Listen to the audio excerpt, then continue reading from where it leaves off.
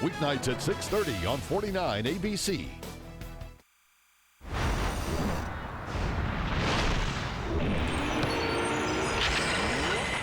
This is Dick's Sporting Goods Kickoff Week. Welcome to the Little Apple, Manhattan, Kansas, home of Kansas State University and legendary head coach Bill Snyder. Now in his second tenure here, leading K-State into his stadium. With him, Snyder brings what could be the best running back you don't know. Last year's leading rusher in the Big 12, Daniel Thomas. The storied UCLA Bruins provide the challenge on opening day 2010, making their first trip to the plains of Manhattan, Kansas.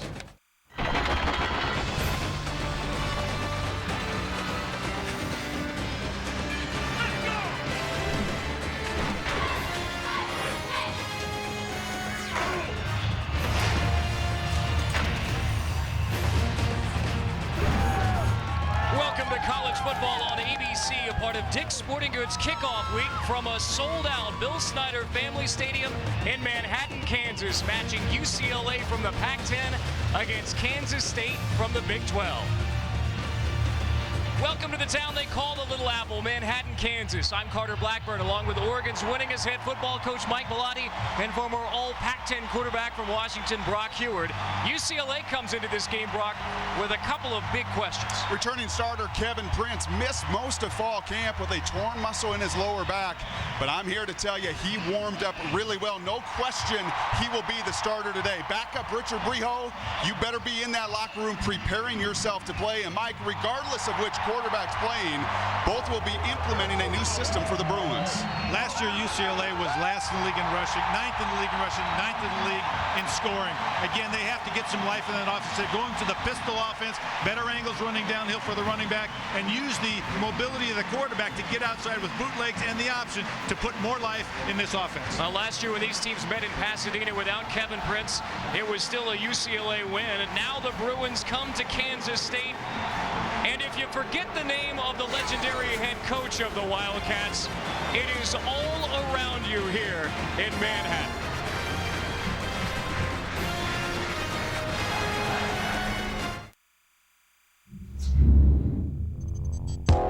A fully boxed steel frame. A proven Duramax diesel engine. And the same make of transmission found in an M1 tank. Introducing the 2011 Sierra HD, the strongest, smartest, most powerful Sierra, including the first Denali. Never sent a truck to do a Sierra's job.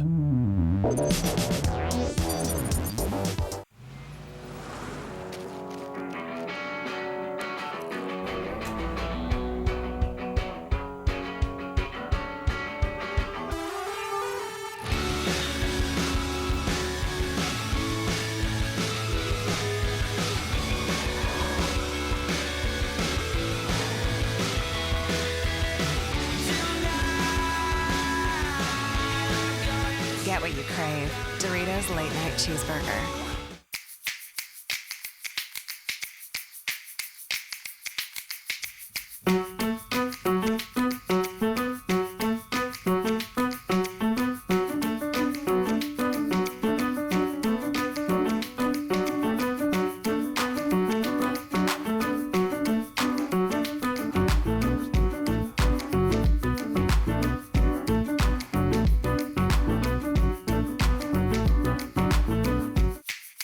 It's Crab Fest at Red Lobster. The best time to crack it, twirl it, dunk it, and discover more new ways than ever to enjoy crab. Starting at $14.99, only during Crab Fest, and soon at Red Lobster.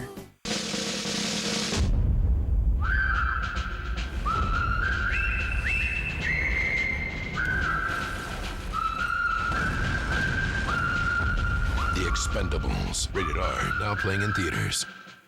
You're watching ESPN College Football on ABC, presented by Buffalo Wild Wings. There was a dramatic change in Kansas State football in 1989 when Bill Snyder took over and brought names like Sproles and Roberson and Bishop along with him. A once moribund program, 11 straight bowl games, culminating in the 2003 Big 12 championship.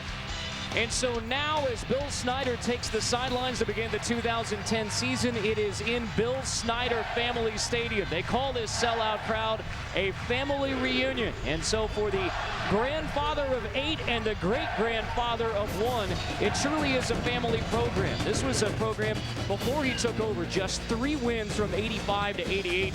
After a slow start in 89, Kansas State got it rolling. 11 straight bowl games for a program who'd only been to 1 previously. Ron Prince hired when Bill Snyder retired for the first time. 3 subpar seasons. So in 2009, Bill Snyder back on the sidelines, now entering year 2 of his second stint. And Mike Bellotti, it has been remarkable what that man has built here in Manhattan, Kansas. He's already a legendary Hall of Fame coach. This is his second stint around. Everything in the city is named for him. I think next they may have to go and name the state after him. They practically named Manhattan, Kansas, Bill Snyder's town. Rick Neuheisel brings his UCLA Bruins from Los Angeles to play here for the first time, although Rick Neuheisel has experience with this atmosphere from his time as head coach at Colorado. Yeah, he said this is a tough place to play, and again with a sold-out first-day crowd that's fired up about this year. It will be UCLA receiving the opening kickoff.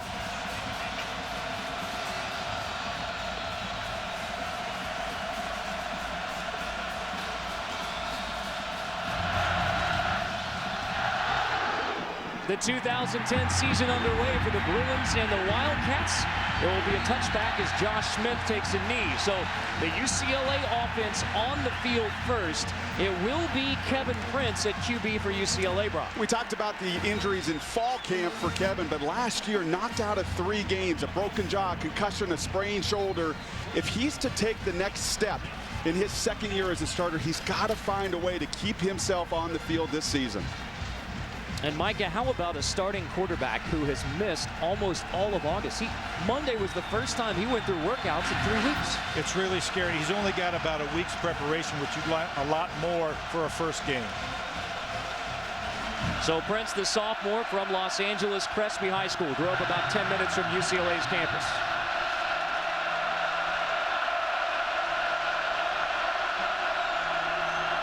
Prince throws on first down, complete.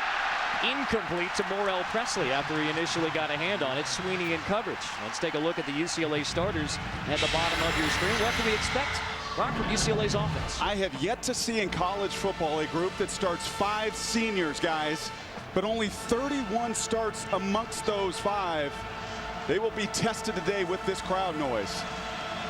A variety of suspensions, academic ineligibility, and injuries leading to an inexperienced offensive line. 2nd and 10. Again to Presley, again incomplete. Going to him, giving him a chance. He's got to make those catches in space. Brock, take us through the K-State defense. An undersized front 7, loaded with JC transfers, positional switches. Much like UCLA, the counterparts they will line up against today, the strength is on the back end. 2 playmaking safeties for Bill Snyder. 3rd and 10.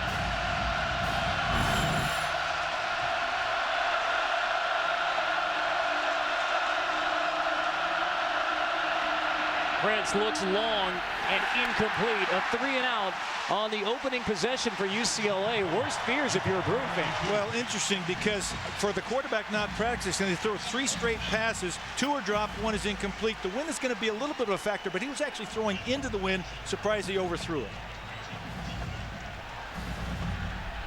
Jeff Locke will kick it away to Tremaine Thompson. Mike, you just mentioned the wind. Something to keep an eye on in the kicking game today. No question, because it's huge in this stadium. Jeff Locke, the outstanding punter, sends this one back to the 25 where Tremaine Thompson fields it. Thompson across the 40 out to the 46. 21-yard return for Tremaine Thompson. So the Kansas State offense takes the field. Carson Kaufman. Mike, what did you see from the senior starter once again and watching his film? You know, he had a great spring game. He was a starter last year, got pulled midway through the season. I think he's a young man with something to prove today.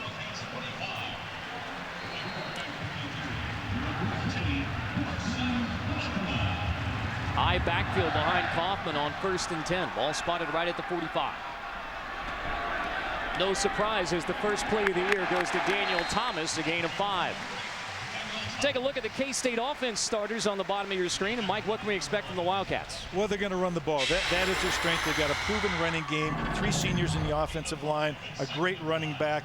But the question is the receivers. There's new guys out there, and they've got to open it up to balance this offense up. 4 of 5 starters return on the offensive line. The one they're missing is first-team All-Big 12 Nick Stringer, who graduated. Thomas again. Gain of a couple on second down as we look at the UCLA defense, Mike. Last year's UCLA defense led the Pac-10 in turnover margin, but they were decimated by graduation and injuries. They only have 1 returning starter in the front 7. Their secondary is a different matter, though. They've got 3 out of 4 starters returning, including the group that led the Pac-10 in interceptions last year with 20. Early injury for Kansas State. It's the starting right tackle, Ethan Douglas, who is down right near midfield here at Bill Snyder Family Stadium. And this is a challenge for the Wildcats because he was already replacing a returning starter in Clyde Offner. Now you're really looking at your 3rd string offensive tackle to open the season.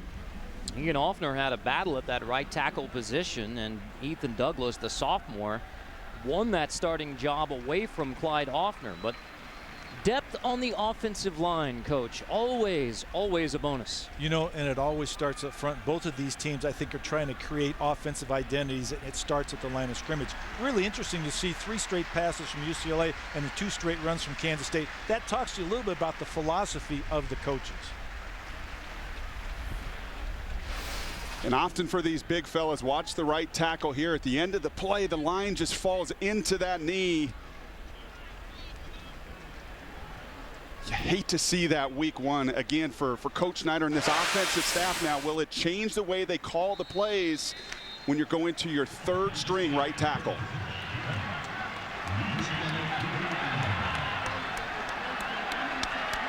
Third and 3 for K-State. Kaufman's first pass of the year is complete in the flat. Aubrey Quarles tries to turn the corner. He is down back at the 35, but a K-State first down. Raheem Moore makes a stop.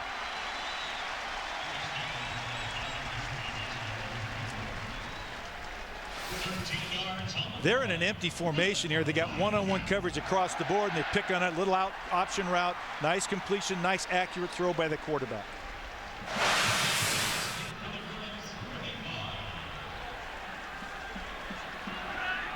Kaufman under center on 1st and 10 from the 35. Thomas gets a nice block on the outside from Chris Harper and a gain of 9. Take a look at the K-State impact players, Mike. Well, surprise, surprise. Daniel Thomas led the Big 12 in rushing last year, 1,290 yards. He also is the Wildcat quarterback, caught 257 yards worth of passes, was 3 out of 4 passing for 1 touchdown, 11 TDs on the season. Also, Akeem Ayers, though, on the other side of the ball, 3 TDs he scored as a defensive player. Raheem Moore, the leader in the secondary, 10 interceptions. Second and short, complete to the flat. Thompson dragged down, and a nice open field tackle by that impact player, Raheem Moore. And Mike, you know this as the play caller for so many years. The season opener, you want to get your quarterbacks, whether they're a senior or a redshirt sophomore, you want to get them in rhythm. You want to get those easy completions, the slant, the 6-yard stick there, just a bubble screen to the slot receiver. Yeah, take the easy throws. Again, Carson Kaufman is a veteran quarterback. He's been here a long time. He's started, he's been in these games, but he still, as I said, has to prove he can manage this game. 3rd and 1, second, 3rd down for K-State. Flag on the play. One of the things that you worry about is execution in a first game. False start on the offense. Number 80, 5-yard penalty, 3rd down. Scott Novak is our referee today.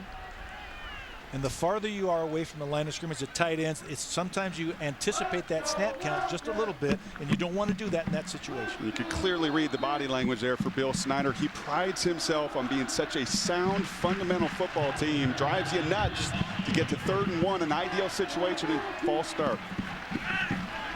Call it 3rd and 6.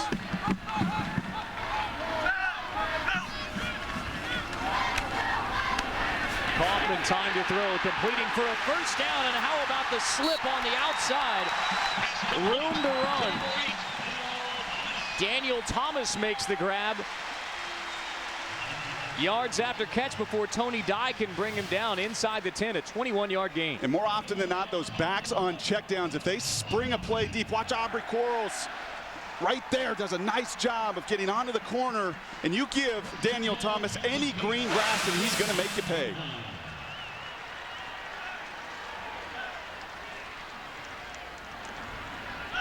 First and goal, just inside the 10. Thomas gets the handoff this time, and you see in those two plays the versatility of Daniel Thomas. Well, you also see great patience. He waited for the blocking team in the hole to open up, quick cut into the hole, and he's a powerful back into that hole. We asked Coach Snyder yesterday in our meeting, what makes him special? Why did he go from a quarterback to a running back? And I like what Coach said. He said he's got a quick change of direction with that powerful size. That play shows it beautifully. Quarterback in community college. He was recruited out of Florida by SEC schools to be a safety. Ends up as the Big 12's leading rusher at Kansas State. Out of the eye, option, Kaufman drilled after a gain of about a yard. Akeem Ayers makes the stop. I believe they were in an unbalanced formation, an end-over formation, tried to get the extra man at the point of attack. UCLA adjusted well and stopped the speed option. Just one returning starter for UCLA in that front seven. They have turned over that entire group. But the one they have back, you saw Akeem Ayers there, he is their difference maker. 3 touchdowns last year, 2 on interceptions, 1 on a fumble return, 6'4". That's not a challenge that Carson Kaufman wants to take on too many times today. Third and goal, we'll see Thomas in the Wildcat. So Kaufman split as a receiver. The former quarterback Daniel Thomas takes the direct snap, picking his way near the goal line, short, inside the 1. I think you go here. You've called these plays, Mike, but I think in this situation when you have shoved it down the mouth and there you run your quarterback, your running back for 4 yards and you see that line of scrimmage pushed. I like this call by Bill Snyder. There's no question at home you can do this with the hometown crowd urging you on. You almost have to do it. Jumbo package with Ham at fullback. 4th and goal. Thomas.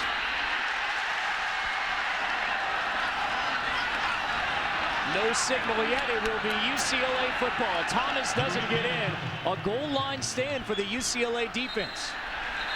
Late flag coming out. You know, one of the things down here though is even if you get stopped, they're starting at their own half-yard line, which is a really difficult field position.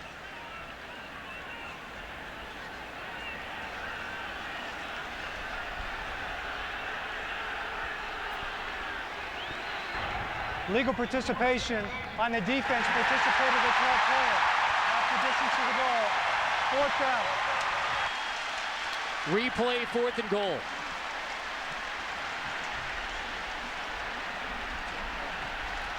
Well, let's do the best we can on the telestrator. 1, 2, 3, 4, 5, 6, 7, 8, 9, 10, 11, 12.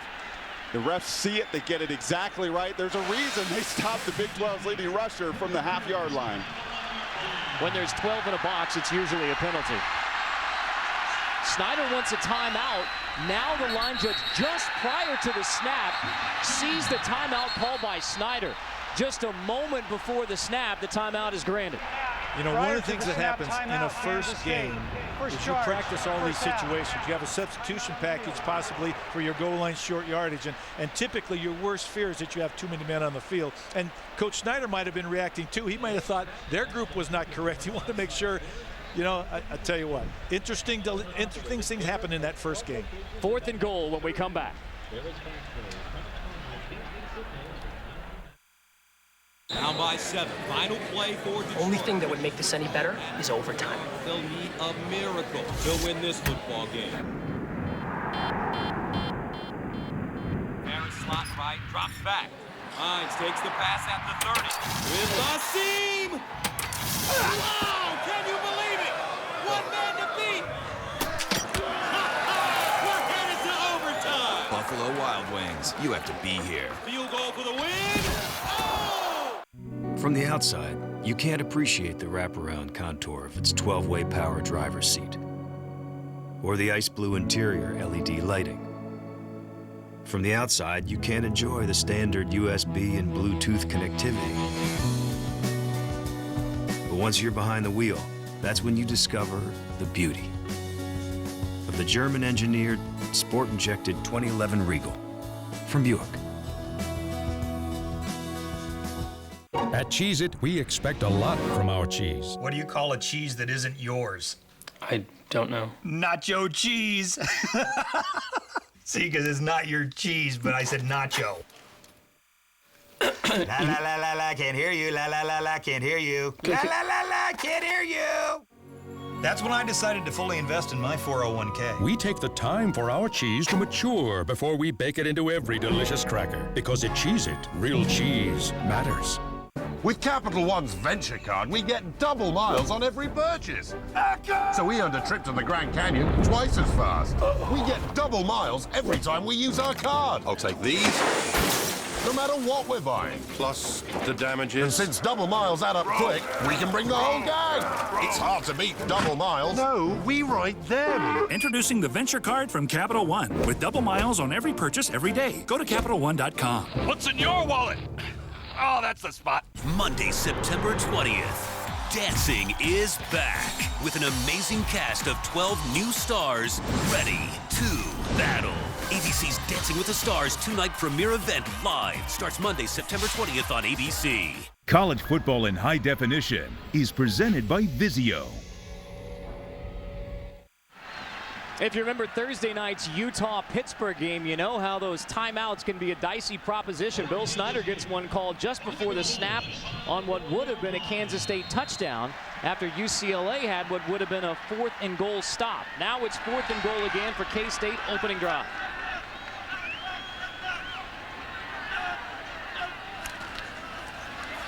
The pitch to Thomas, Corral, touchdown, K-State.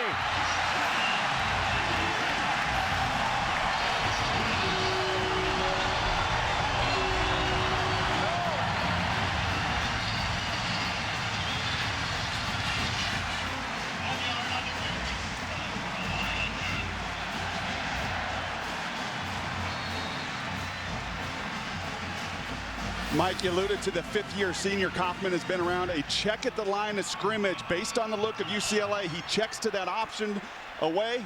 And pretty simple there for the senior Thomas on the touchdown. It is Anthony Cantelli on to kick the extra point for K-State, not Josh Cherry, who had the kicking role last year. So Cantelli boots it through. 7-0 Kansas State. UCLA had a 4th and goal stop. Then K-State, a timeout. Finally, Thomas into the end zone.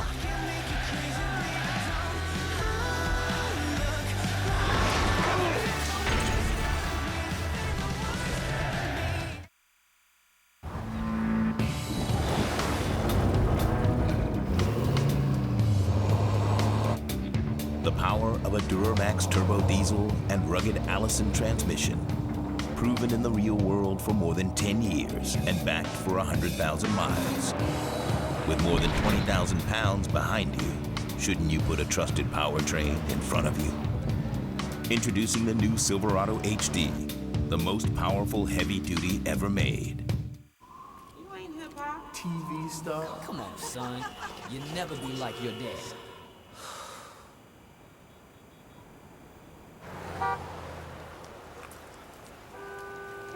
Gentle knockout, there will no longer be doubt. He hears the root, but he won't stop till his name is what they shout. Great expectations. The nation's fastest mobile broadband network. AT&T. Rethink possible. Buy a Pantech messaging phone like the Impact and get a Pantech messaging phone free after mail-in rebate. With the new Build Your Own Omelet from Denny's, you can make your own omelet any way you like spinach, tomatoes, and pepper jack cheese, or Swiss cheese, ham, and jalapeno peppers, or bacon, avocado, cheddar cheese, pico de gallo, prime rib, fire-roasted peppers and onions, chorizo, American cheese, sausage. You're a good man, but you have a secret. He used to be invisible. Perhaps you do not have a woman in your life. Now he's a target. George Clooney. What side are you on? The American. Rated R. ABC, Tuesday, September 21st. I love this city. I've been a cop in Detroit so long. When I started, half the suspects was white. Once every generation, a cop show comes along that rewrites the rules. Every day feels like the first. That's one of the perks of working homicide. It never gets old. Great cops. Made in Detroit. ABC's Detroit 187. Series premiere Tuesday, September 21st on ABC. ESPN's College Football on ABC. Brought to you by Buffalo Wild Wings. You have to be here. Dick's Sporting Goods. Every season starts at Dick's. And Chevrolet. There's the Buffalo Wild Wings in the area they call Aggieville. Brock Hewitt will be signing autographs there after the game today. 7-0 start for Kansas State, but K-State has lost Ethan Douglas. That's the sophomore right tackle being carted off on just the second play from scrimmage. Douglas goes down. It's Zach Hansen now at right tackle for Kansas State. After the Daniel Thomas touchdown run, it'll be K-State kicking off, and again it's Anthony Cantelli with the kicking duties for Kansas State, and you see why he's kicking off. Touchback there. Let's check in with Robert Flores. Thanks. I'll be keeping you up to date of what's going on across the nation, starting with this Taco Bell update. And it looks like Rich Rodriguez made the right choice at quarterback. Denard Robinson leading the Wolverines on a 14-play, 96-yard drive. Vincent Smith, the touchdown run. Michigan up 7-0 on UConn. Carter. Well, if you're tired of all the blowouts that you've seen around college football on this opening Saturday, this is a very evenly matched game between Kansas State and UCLA. And now we see the pistol, at least the pistol alignment for the first time. Prince fakes the handoff. Kevin Prince throwing incomplete. Left it way behind the intended receiver, Embry.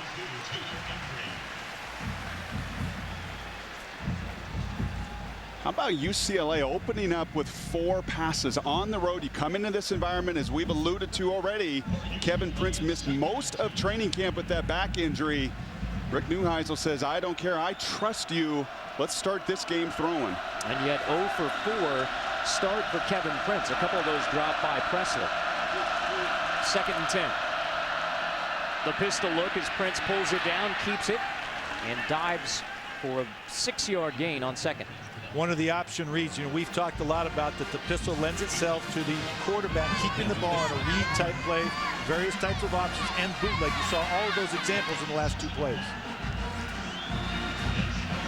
So Rick Neuheisel says to simplify it, you call it kind of the veer look out of the shotgun.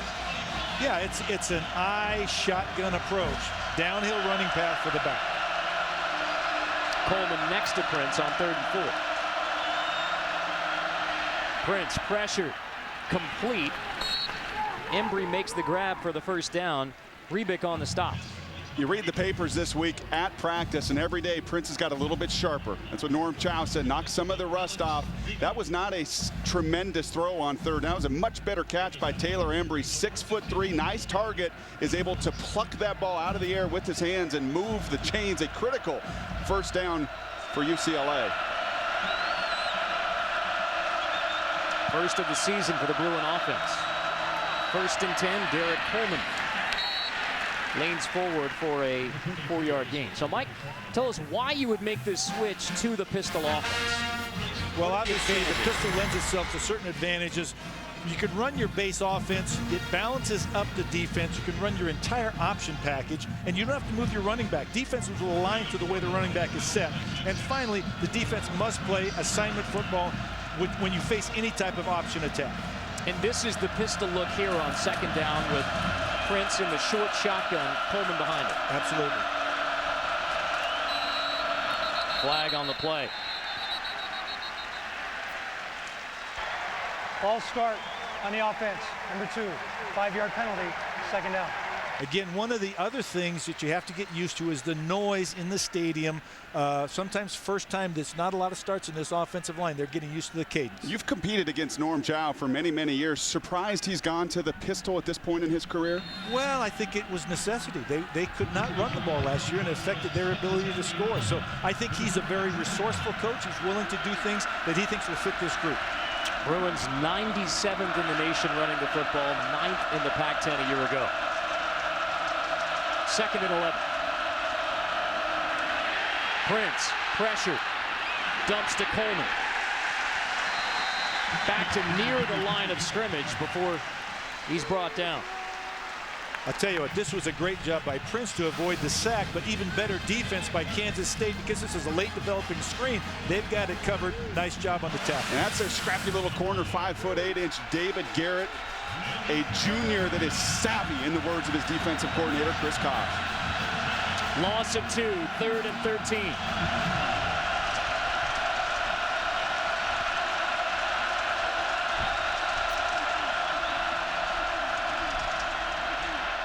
Prince, incomplete, intended for Rosario on 3rd down. Sweeney knocks the pass away. It's evident up here just how much faster Kansas State is playing. And I don't know if that's a new system, partly going on the road, your first game of the year, your quarterback who's not gotten a lot of the reps in training camp, but this Kansas State defense is playing at a different speed than UCLA's offense. You're right. Whether they are faster or they're just playing faster, it looks as if they're playing faster today. Locke first punt, 55 yards. Thompson waits back at the 15 now. Short kick this time, bounces at the 35. And rolls out at the 28. 7-0 start for K-State into family reunion weekend in Manhattan. You're watching ESPN College Football on ABC, presented by Buffalo Wild Wings.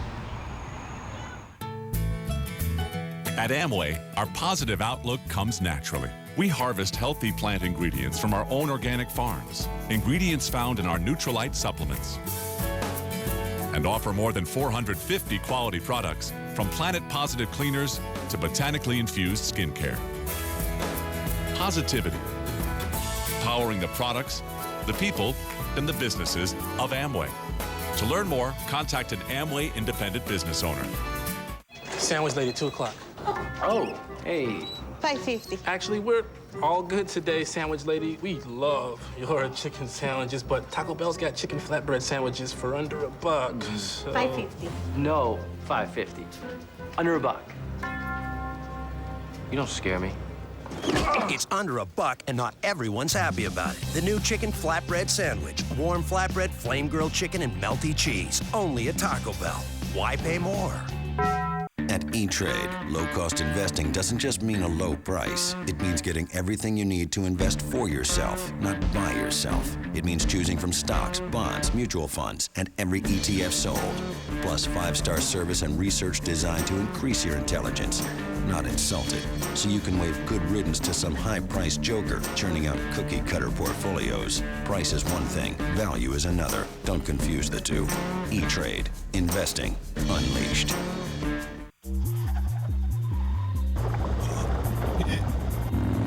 There's no way to hide it. If you drive drunk, we will find you. Cops everywhere are stepping up enforcement and cracking down like never before. Sir, have you been drinking tonight? Sir, have you been drinking this evening?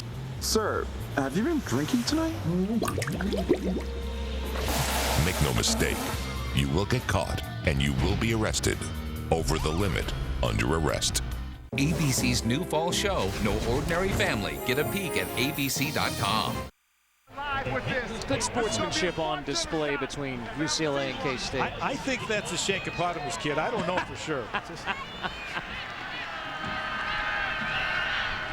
K-State football. Kaufman gives to Thomas. First down. Room to run for Daniel Thomas, last year's leading rusher in the Big 12. has 13 more.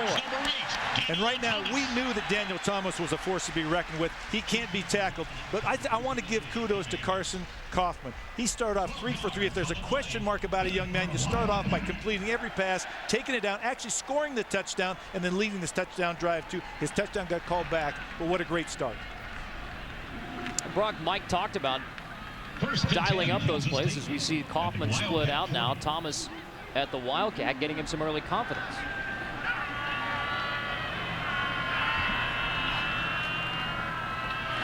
Thomas out of the Wildcat, UCLA ready for it. Minimal gain on first down. Bruins think they have the football. Daniel Thomas, the ball carrier for Kansas State. Bruin football. UCLA recovers the fumble from Thomas. Rolling on the field is a fumble recovered by the defense. First down, UCLA.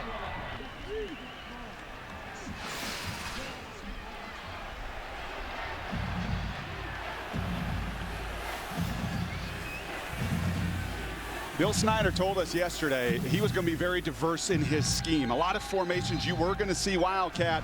That time Thomas from the quarterback position gets wrapped up in a massive humanity for UCLA, and credit UCLA ripping that ball out. And it sure appears that it did pop out of Thomas's arms before he hit the ground. Well, UCLA is not worried about the Wildcat formation. They've been aligned correctly and feel very good about it. Inside that pile, you got to just reach out and control the ball the entire way. But UCLA was a great team for takeaways last year, led the conference in that regard. So again, this puts them in great field position, try to even up this game.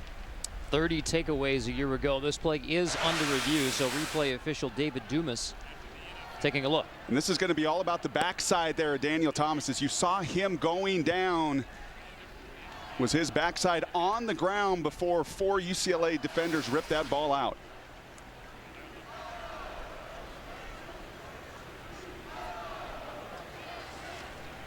This is something to keep in mind as you look not only at this replay, but everyone you see as we get the call. After review, ruling on the field is confirmed. Fumble recovered by the defense. First down. Scott Novak says it's confirmed. That means that the video backed up the call on the field. There wasn't just enough evidence to overturn it. It backs up the call on the field. The ball appeared to be sitting on the ground before Thomas was taken to the ground. You see it come out. It's loose, and he does not have control. After the Thomas fumble, 1st and 10, UCLA inside K-State territory. Play fake. Prince completes. Rosario again, short gain. I had Nevada in a bowl game 2 years ago, and I asked Chris Ault very specifically about this pistol. What do you like? And he said, yes, that veer run game, but play action pass. When you have the quarterback, especially a quarterback without blazing speed, you have the ability in play action to get him outside to the edge a step faster, and you will see a lot of play action from UCLA today. And Kevin Prince is a guy to do that because he has the mobility to buy time on the edge. Play clock winding down. Only 2 rushing attempts for UCLA offense. Supposedly committed more to the run. Penalty flag is down. False start on the offense. Number 62, 5-yard penalty.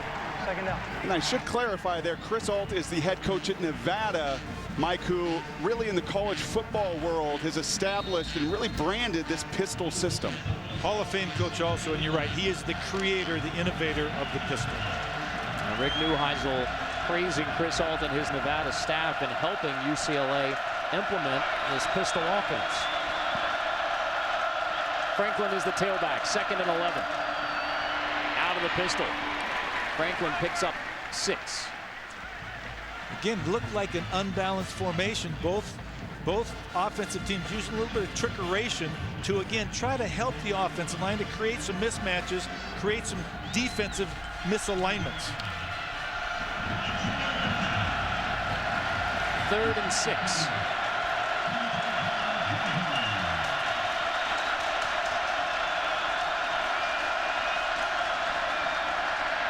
Prince pressured, tucks it, drop from behind.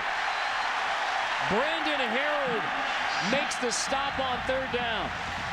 Welcome back to the defensive line, Brandon Harold. Yeah, freshman All-American, 6'6", Brandon Harold. They really missed him a season ago. Just 20 sacks as a group last year, near the bottom of the Big 12. You can see by the body type and the quickness. 6'6", 260, relentless in his pursuit. Tremendous play from the youngster.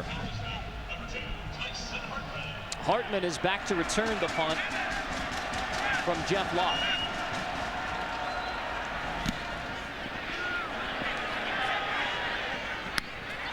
Hartman makes the grab inside the 15. Tonight, ABC delivers a key game for two programs, LSU versus North Carolina in the Chick-fil-A kickoff game. It's Saturday Night Football presented by Southwest Airlines as part of Dick's Sporting Goods Kickoff Week.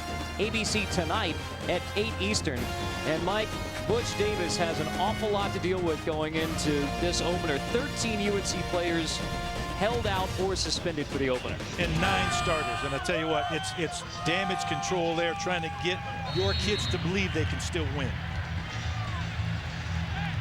Mark, that one is a tough one to deal with if you're UNC. A lot expected out of the Tar Heels this year.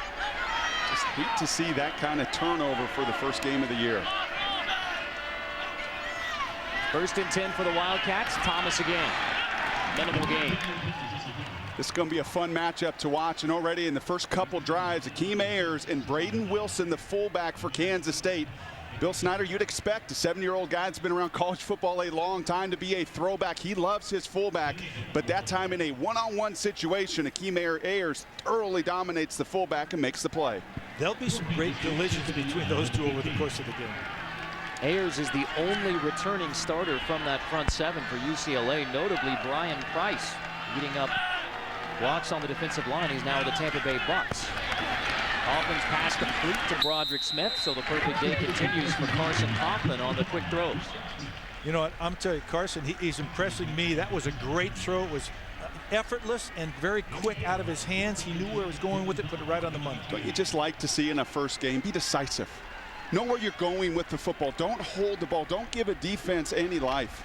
Well, one of the things you're trying to do is create confidence in yourself and your entire football team from an offensive standpoint. 3rd and 5.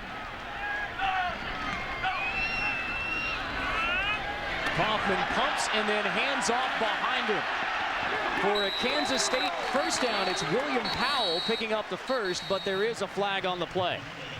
Statue of Liberty, we were in that. That's a great play. Did a great job of executing, set it up. However, there's a hold or a clip at the line of scrimmage.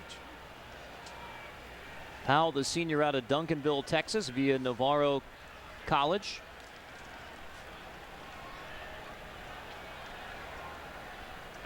There is no foul for leg whip on the play. First down.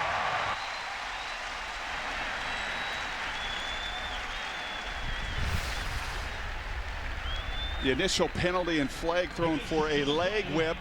The referees get together and confer that no, there was no leg whip. And that's Zach Kendall, the real leader of that offensive line, left guard getting out onto the linebacker. They pull the flag away and they move the chains for the Wildcats. 1st and 10 from the 25. Field judge. Timeout, Kansas State. Points out a timeout. Of the first half, 30-second timeout. I don't think Coach Snyder liked the way that play was developing. There was some question as to whether they had the right personnel or the right play call. And tonight, a blockbuster matchup in college football as TCU takes on Oregon State. College football primetime presented by Hampton Hotels, part of Dick's Sporting Goods Kickoff Week on ESPN. Tonight at 7:45 Eastern. So it's the Rogers brothers for Oregon State. Rock against that TCU defense. They're without Jerry Hughes, Darrell Washington, but still a stout defense for the Horned Frogs. Mike, I think we know what you have in the Rogers brothers. The real question there, how about a first-time starter and Ryan Katz going into that environment? We're talking 50,000 here. How many TCU fans and Texas-type fans going to be in the face of Ryan Katz tonight? It's a home game for TCU and the Rogers brothers. I think TCU wins that. Not a cloud in the sky in Manhattan, Kansas over Bill Snyder Family Stadium. We've been here all weekend. I don't think we've seen a cloud yet. On the reverse. It's Thompson wrestled down. You know, one of the things, there's an old adage, run at speed. The other thing is to get speed moving in one direction. UCLA right now is over pursuing on some of these reverse type plays or counter plays. And there are times that Coach Snyder keeps his cards very close to the vest, but he was very specific in our meeting yesterday. Mike, you tried to ask him what kind of personnel groups, what kind of formations, what can we look forward to? And what did he say to you? Well, just about everything. I'm not sure he ever answered any one of my questions. I think he's a politician, too. We got how many grandchildren do you have? We got the straight answer on that one from Bill Snyder. Thomas dancing on second down. Ayers helps the push along with Raheem Moore. Got to watch him in walkthrough yesterday, and you went right up to him, Coach, and he said, boy, your legs are powerful. And Coach Snyder talking about that change of direction that you see right there, and that lower half is strong. It's strong. He's a big back. I mean, he's 225 pounds, and but he moves so well. He's got the good hips, and everybody looks at hips in terms of the ability to change direction. First down for Thomas in Kansas State, out of the eye. Thomas again, bouncing off left tackle. Gain of a couple. You see a theme here developing in this first half. Notice how quickly this quarter went. UCLA is the one throwing lots of incompletions. This is the way that Bill Snyder wants to. I'm for sure on this one. Play this first game, get it to the second half, take these minutes, establish the line of scrimmage. This playing out very well for Snyder and his staff.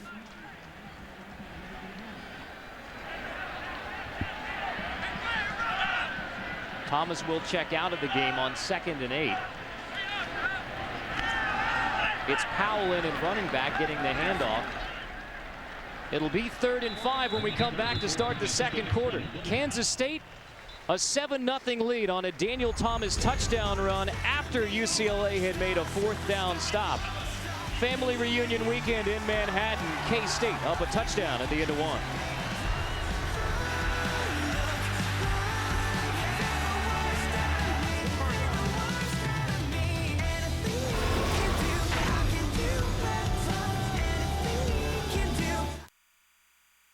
Beer and wine and cupcakes. I was doing the corporate grind like everyone else. But to be successful, I knew I had to be different. Ink, ink, ink, ink, ink. I mean, I love that card. It does things differently, too. Great customer service, going above and beyond to help me out as a small business. It's accepted in twice as many places around the world as American Express. And if I ever need to give my employees ink cards, they're free. Make your mark with ink. Chase what matters. Go to chase.com/ink. Once upon a time, a bunch of guys got together with a crazy idea. Go farther, faster than mankind ever had before. They dreamt with their hands, and the world watched and waited with bated breath. While time has marched on and priorities have changed, it's nice to know America still builds rockets. The 2011 Corvette, only from Chevrolet. Let me show you how to be a top cornerback. Use those Nike Zoom Vapor Carbon Fly cleats to cover your man like shade. And use those Nike Vapor Jet gloves to bury your man in coverage. Now that you got that receiver on your island, you can keep him there for the whole game. But make sure you name your island. They call mine Revis. What's your last name? Gilligan. The Nike Vapor Carbon Cleat and Vapor Jet Glove at Dick's Sporting Goods. Better athlete, better team. Saturday Night Football on ABC. LSU North Carolina, tonight at 8 Eastern.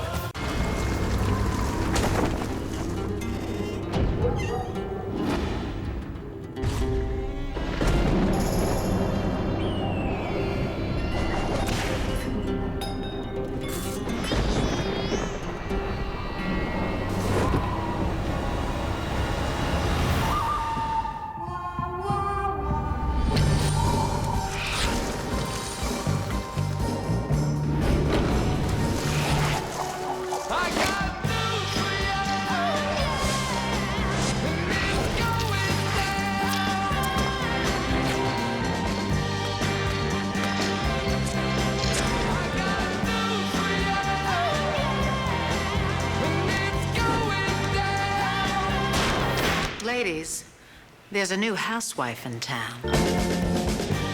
ABC's Desperate Housewives. The showdown begins Sunday, September 26th on ABC. Monday, September 20th, dancing is back with 12 new stars ready to battle. The Situation, the Super Bowl success story, The Hoff, The Hills Hottie, America's Mom, basketball's foxiest champion, the Disney Channel Dynamo, comedy's most outrageous, the original Dirty Dancer, The Balladeer, R&B's Platinum Girl, and Alaska's most famous daughter. ABC's Dancing with the Stars two-night premiere event live starts Monday, September 20th, 8/7 Central on ABC. Prior to Bill Snyder's arrival in 1989, the trophy room at Kansas State was a pretty lonely place. They have added big time to that collection since he's been here, Brock. And those 11 years, consecutive years of bowl games, have built some really nice facilities out here in Manhattan as well. First play of the second quarter is 3rd and 5 for K-State. Powell in at running back. Kaufman chased, and he is dropped on 3rd down. Larimore makes the sack. Sophomore who missed most of camp with a hamstring injury. That was a very competitive position in camp. Steve Sloan, the redshirt junior, the incumbent who started 2 years ago, and Larimore, the young guy, but you see the 6'3" frame in the burst. Neuheisel raving about his young prospect there at middle linebacker.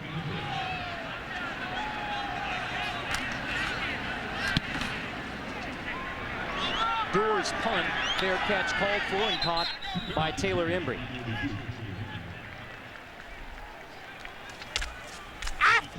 Mike brought the duck with him from Eugene. Thank you. Today's Aflac trivia question: when was the last time the Pac-10 did not have a team ranked in the top 10 in the preseason poll, as it is here in 2010? So get your guesses in. I think I know, but I can't. I'm ruled out of this competition. And who won more games as head coach in Oregon than anyone else knows a whole lot about the Pac-10, as does Brock Hewitt, all Pac-10 QB in the Washington days. Prince out of the pistol gives to the sophomore running back Jonathan Franklin for a gain of 1. That's an example of the difficulty of reading the zone read type play. And if you haven't practiced a lot and done that at speed, it's difficult in a game. And I'd play it just as Kansas State is. I would make Prince beat me with his legs, a guy that's been beat up through his very young career to this point. Kevin Prince had an oblique strain or tear that cost him 3 weeks of training camp.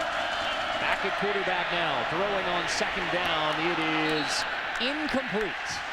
Embry was out of bounds. Great catch, but just out of bounds. A nice job by the defense, forcing him to put too much air on that throw. And when you miss time in camp, it's the little things, it's the details. Prince's eyes, they did not move away from the receiver that time. He stared down his receiver. And so often when you miss all of those reps and clearly out of bounds, you see Rosario's foot. When you miss all that time, it's the little fundamentals and details you really miss out on. The intended receiver was Rosario on 2nd down. This is 3rd and 9.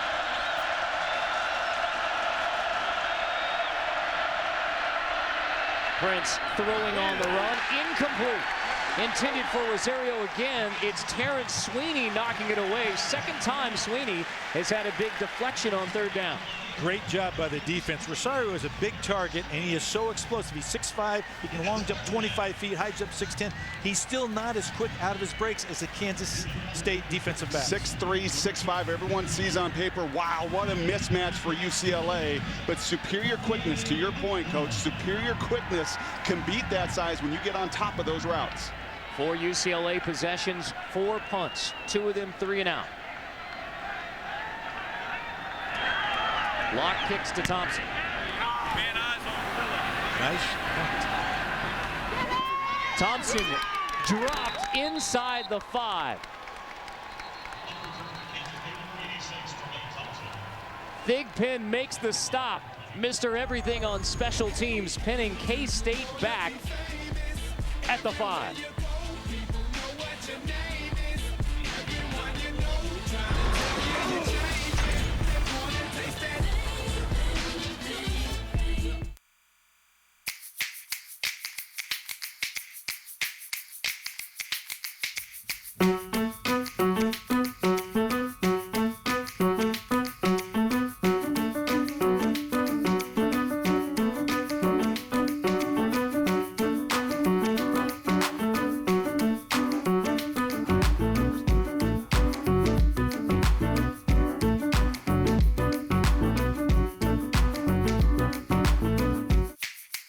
things different now that I'm not crushing quarterbacks every Sunday?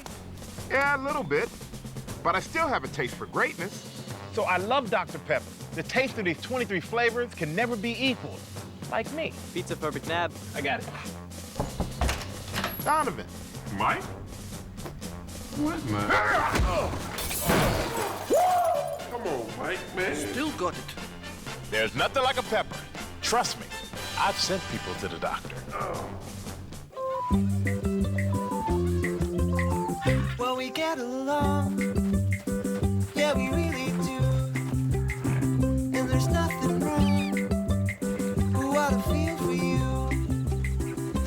Hang around till the leaves are brown and the summer is gone. When you're not worried about potential dangers, the world can be a far less threatening place. Take the scary out of life with Travelers Insurance and see the world in a different light. ABC congratulates Modern Family, winner of 6 Emmy Awards, including Best Comedy and Best Supporting Actor Eric Stonestreet. Surprise! ABC's Modern Family, The Return, Wednesday, September 22nd on ABC. Laugh on. We're just a normal family. Anybody who wants to ride, now would be the time. Let's go. It's amazing how quickly life can change. Something extraordinary has happened. Something impossible. You two are freaky. ABC Tuesday, September 28th. One family will go from ordinary to extraordinary. We're a family no matter what happens. Nothing's gonna change that. ABC's No Ordinary Family. Series premiere Tuesday, September 28th on ABC. Let's take a look at the Pacific Light game summary. And Mike Bellotti, the rushing yards for UCLA, not near where they wanted them at this point in the opener. No, if you have 15 plays and 15 rushing yards, you're not getting it done. And again, part of that points to the inexperience of the senior offensive line and the lack of your quarterback being able to practice for most of fall camp. In Kansas State, those 20 plays, 16 runs. First and 10 for K-State inside the 5 with a 7-0 lead. A touchdown run from Daniel Thomas.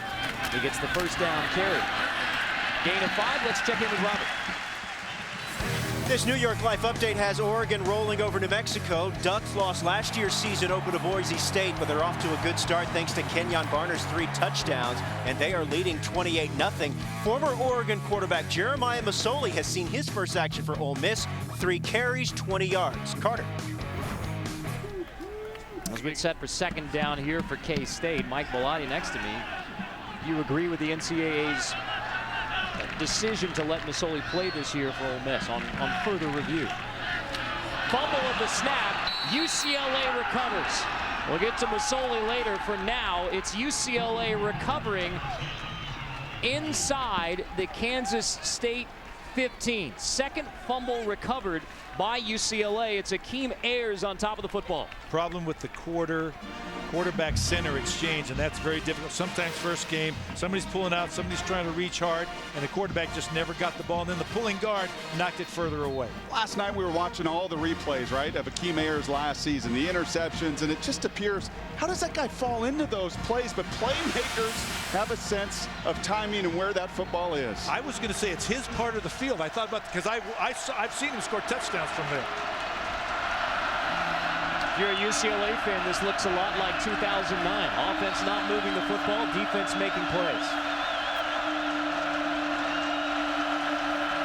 First and 10. Prince keeps it and walks into the end zone. Touchdown, UCLA. As much as he made a poor read the last time, that was a great read, and you'll see it eventually. Let the crowd not enjoy this, but again, UCLA got a chance to get back in the game. And that's exactly what you pointed to. When you talked about the principles of the pistol, it forces a defense to be assignment correct, like playing Georgia Tech. Playing in Oregon, you better be on top of your assignments, and that time, Kansas State was not. Your eyes have to be right. Your defensive coaches say, get your eyes right. Make sure you know what you're supposed to key on, read it, and evaluate. It is Kai Forbath on for the PAT, which is another question mark for UCLA. He didn't kick until today on game day, but last year's Lou Groza Award winner is the top kicker in college football, is out there for the PAT. After the fumble, it's the pistol firing its first shot at 2010.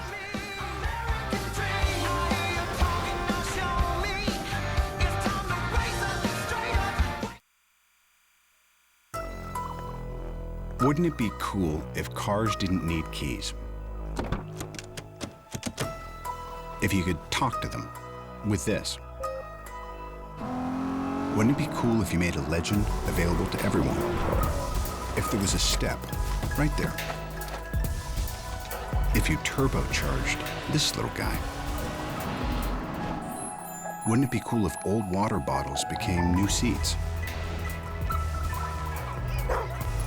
If your car could clean up the air just like that.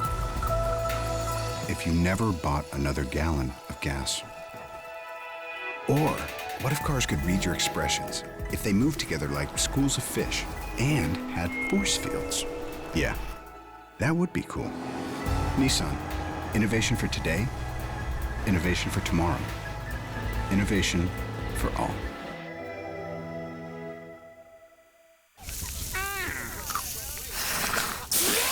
Always getting attention, but some of you still don't know quack about.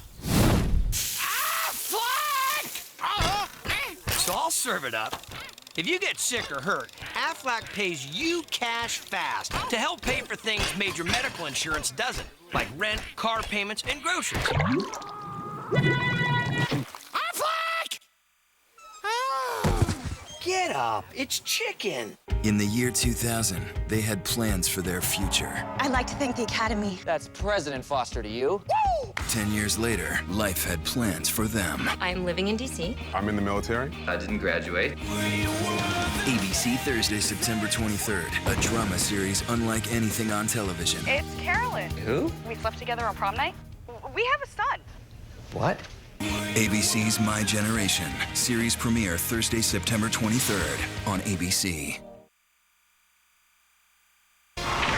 ESPN's College Football on ABC, brought to you by Nissan, who invites you to shift the way you move. And Chick-fil-A, we didn't invent the chicken, just the chicken sandwich. Kansas State University, both United States Senators from Kansas, Pat Roberts and Sam Brownback, are Kansas State alums. Touchdown UCLA to even it at 7. Akeem Ayers recovers the fumble, and then the next play, Kevin Prince into the end zone from 11 yards out on the rush to even the score 7-7. So we talked about how UCLA looking like the 2009 version where the defense makes a play, then leading to the offensive score. And that's exactly how UCLA gets its first touchdown in 2010. Only 35 yards of total offense for UCLA, but yet they're in the end zone, Brock. We talked about assignments, Coach. Let's highlight two guys here, defensive end and your safety, Lemur. Watch those two as this play develops. And this is the pistol in its simplest form. Zone read, there's the end. He comes down, quarterback keeps the ball. He's got to beat the safety. You see this thing develop, now he takes off. Safety gets hung up in the wash, follows the back, quarterback walks in the end zone. You know, that looks like the old Nebraska option, which is one of the things that was the inspiration behind this pistol. Absolutely very similar. All they've done is move the quarterback back and the tailback back. And you see the 6'4" Emmanuel Lemur looking there at the screen. You got to be so assignment focused. It's hard when you see that mass go in the middle. You've got to stay to your responsibilities. 2 fumbles for this K-State offense. Flag on first down prior to the snap. I believe that's offsides in the defensive line. I think they tried to jump that snap count. One of the things, too, is you get the defensive linemen, they get so used to a cadence they hear in fall camp the first time. 5-yard penalty. If the quarterback can vary the snap count, it's a huge advantage in the first game. UCLA recaptured some of the momentum. This place was pro Kansas State for the first 15 minutes. Kansas State stubs the toe a second time with the fumble. UCLA has captured and quieted this crowd. You think they were pro Kansas State? Just a little. I'm looking around to see a purple. I mean, 1st and 5 now for K-State. Play fake.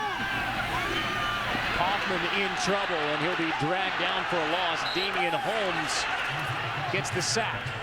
Great job by Damian Holmes. He held up the running back that was the quarterback's option and then still tackled the quarterback. That's a great play in the open field. That's where you'd like to see a little better timing between fullback and quarterback. Two guys that have been here a little bit. Hey, if that end hangs up on you, give me somewhere to go with the football, Braden. That time Wilson got hung up. Kaufman had no place to go. The fullback's got to slip that block and separate to give him the target. You're right. K-State offense sputtering. A fumble last time. A sack now on first down. Second down, handoff back to Thomas. Ayers makes the stop after a gain of 4. You know, Thomas is so fluid and slides so much, but he gets caught sometimes. You know, you're going laterally, and Akeem put the stop on that. Watch the hips. You talked about hips, right? Watch Akeem Ayers dip and strive through this tackle. Yeah, that's picture postcard right there. Ayers says this time of year, as you kind of turn the page from training camp to game time, it's all about taking care of your body right now. Well, those linebackers everywhere got to take care of their bodies. They're involved in a lot of collisions. 3rd and 6.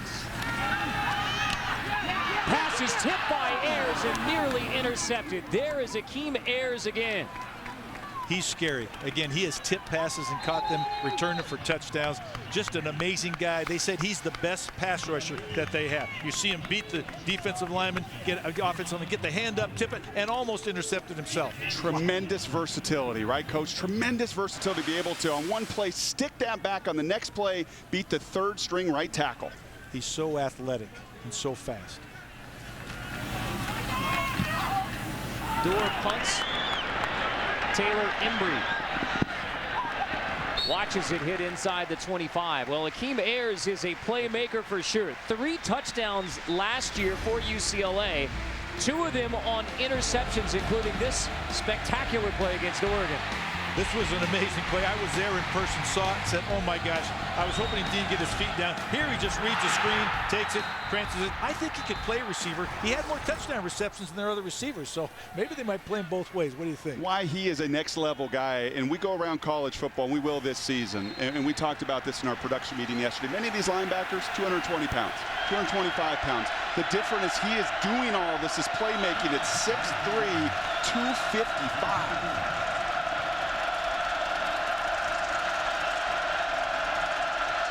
UCLA a touchdown with a short field last time they had the football. Franklin gets the handoff on 1st and 10. Pickup of 6 to the 30. Lemur makes the tackle, Emmanuel Lemur. What you've got to, when you get beat on the option, it makes the defensive lineman a little hesitant now. They don't close quite as fast, so it opens up some of those interior holes for the running backs.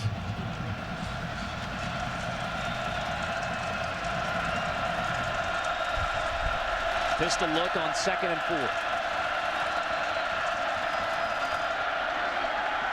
Reverse. Josh Smith, the Colorado transfer, picks up the 1st down. Lemur makes the stop again. So the Aflac trivia question, the last time the Pac-10 didn't have a team ranked in the top 10 in the preseason poll, good to see the Ducks made it off the grill, it was Washington in 2000 when they went on to win the Rose Bowl. 1st down pass incomplete, intended for Smith. That was the Tuiasosopo-led Washington Huskies.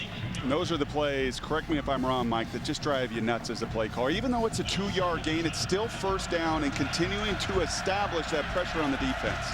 And right now, I would say the fault lies more with the receivers than the quarterback. He's put the ball where they can catch it. They just haven't come through for him. 3 of 11 for Prince, but as Mike alluded to, several drops by UCLA receivers. Play fake to the air again. Rosario wide open into K-State territory down to the 42. Really nice job. Understood communication between the quarterback and receiver. The receiver that's a get open route on the backside. He's just going to run to the open area and settle. If he's man-to-man, he'll keep going. Zone, he settles. Great job by Prince to see it, put the ball right there. And look at UCLA now going up tempo. They could feel the momentum has turned here in Manhattan, and they continue to put the foot on the pedal and don't want to huddle and put the pressure on Kansas State. First 4 drives for UCLA, only 1 1st down. A touchdown last time the Bruins had it, on the march again.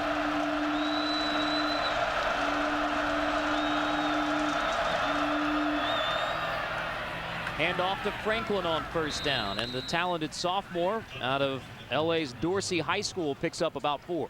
One of the issues with going no huddle, though, in an opponent stadium is the noise level, how you communicate, how you can get on the line of scrimmage. So, again, going no huddle now, they want to change the tempo, change the pace, take advantage of this momentum they have.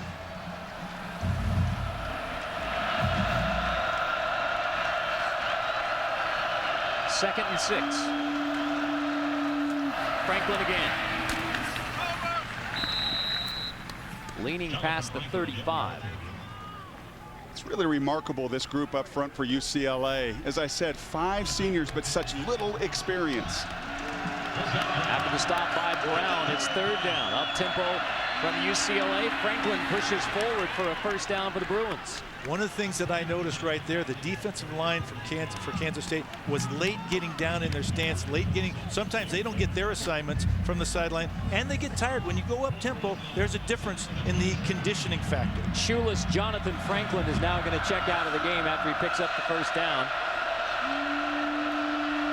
1st and 10, Coleman the back now for UCLA, spinning away from the would-be tackler before Antonio Felder brings him down. Why would Norm Chow go to this early in the game, Mike? Well, again, you're at somebody else's house. Maybe they feel that they're in better shape than Kansas State. They may have worked on this all the time during fall camp. That's the one thing about a first game. You really don't know what you're going to see. Saw Kai Forbath warming up there at kicker for UCLA, dealing with a groin injury. Hasn't practiced, but it looked good in warm-up. So Rick Neuheisel warming up Forbath as the pass is batted down by Brandon Harrell. Well, they're going with the wind now, so obviously a field goal is well within his range. Last year's Lou Groza Award winner as the top kicker in college football. We watched him warm up. Took the last kick of warm-ups at Forbath, 35-yarder. That was easily good. There you see the length again of Brandon Harrell. Had the sack earlier. That time he tried to negotiate the best he can as a quarterback on the screen, but Harrell able to deflect that pass. Going back to the huddle to make sure the assignments for the big 3rd down.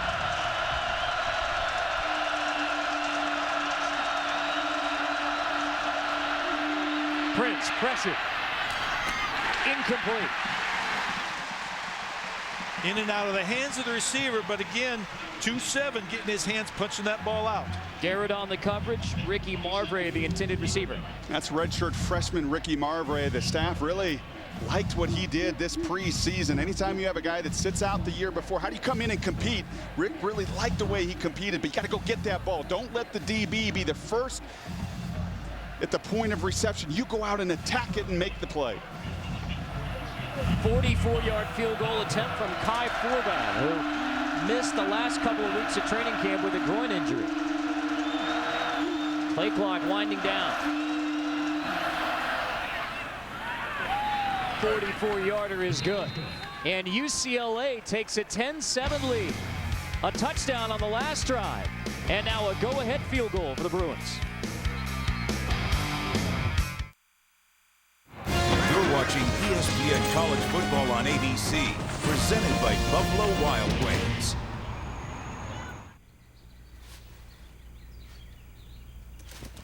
It's positive. Positive? We're gonna have a baby.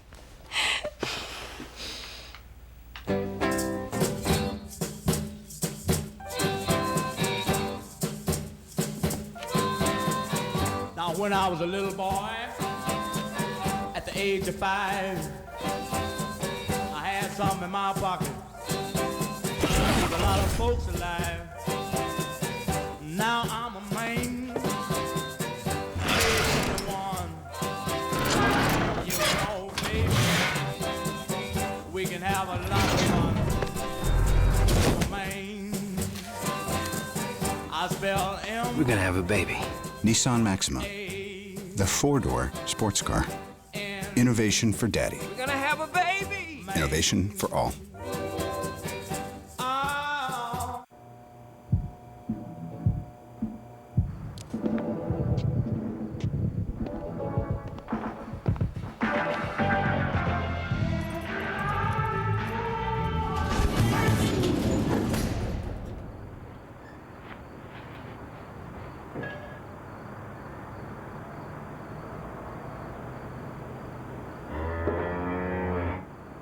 The new spicy chicken sandwich, now at Chick-fil-A. How about we open up a whole can of Getting It Done and get this year's colors up on the wall this year? Let's get better prices and better paint. Let's break out the drop cloths, rollers, brushes, and tape. Let's start small, then go big, no matter what the budget. And when we're done, let's take a bow. More saving, more doing. That's the power of the Home Depot. Get $5 off 1-gallon cans of Behr, Glidden, and new Martha Stewart Living Paint. ABC's new fall show, Detroit 187. Get a peek at abc.com. UCLA scored on its last 2 possessions, a touchdown and now a 44-yard field goal to take a 10-7 lead. Any question who the leader, who the quarterback? Look at the redshirt sophomore captain, Kevin Prince, get into receiver Ricky Marbre. He's telling Ricky, though, Ricky, you got to come back to the ball. We could get a touchdown instead of a field goal. Extend your arms to create more separation between you and the DB.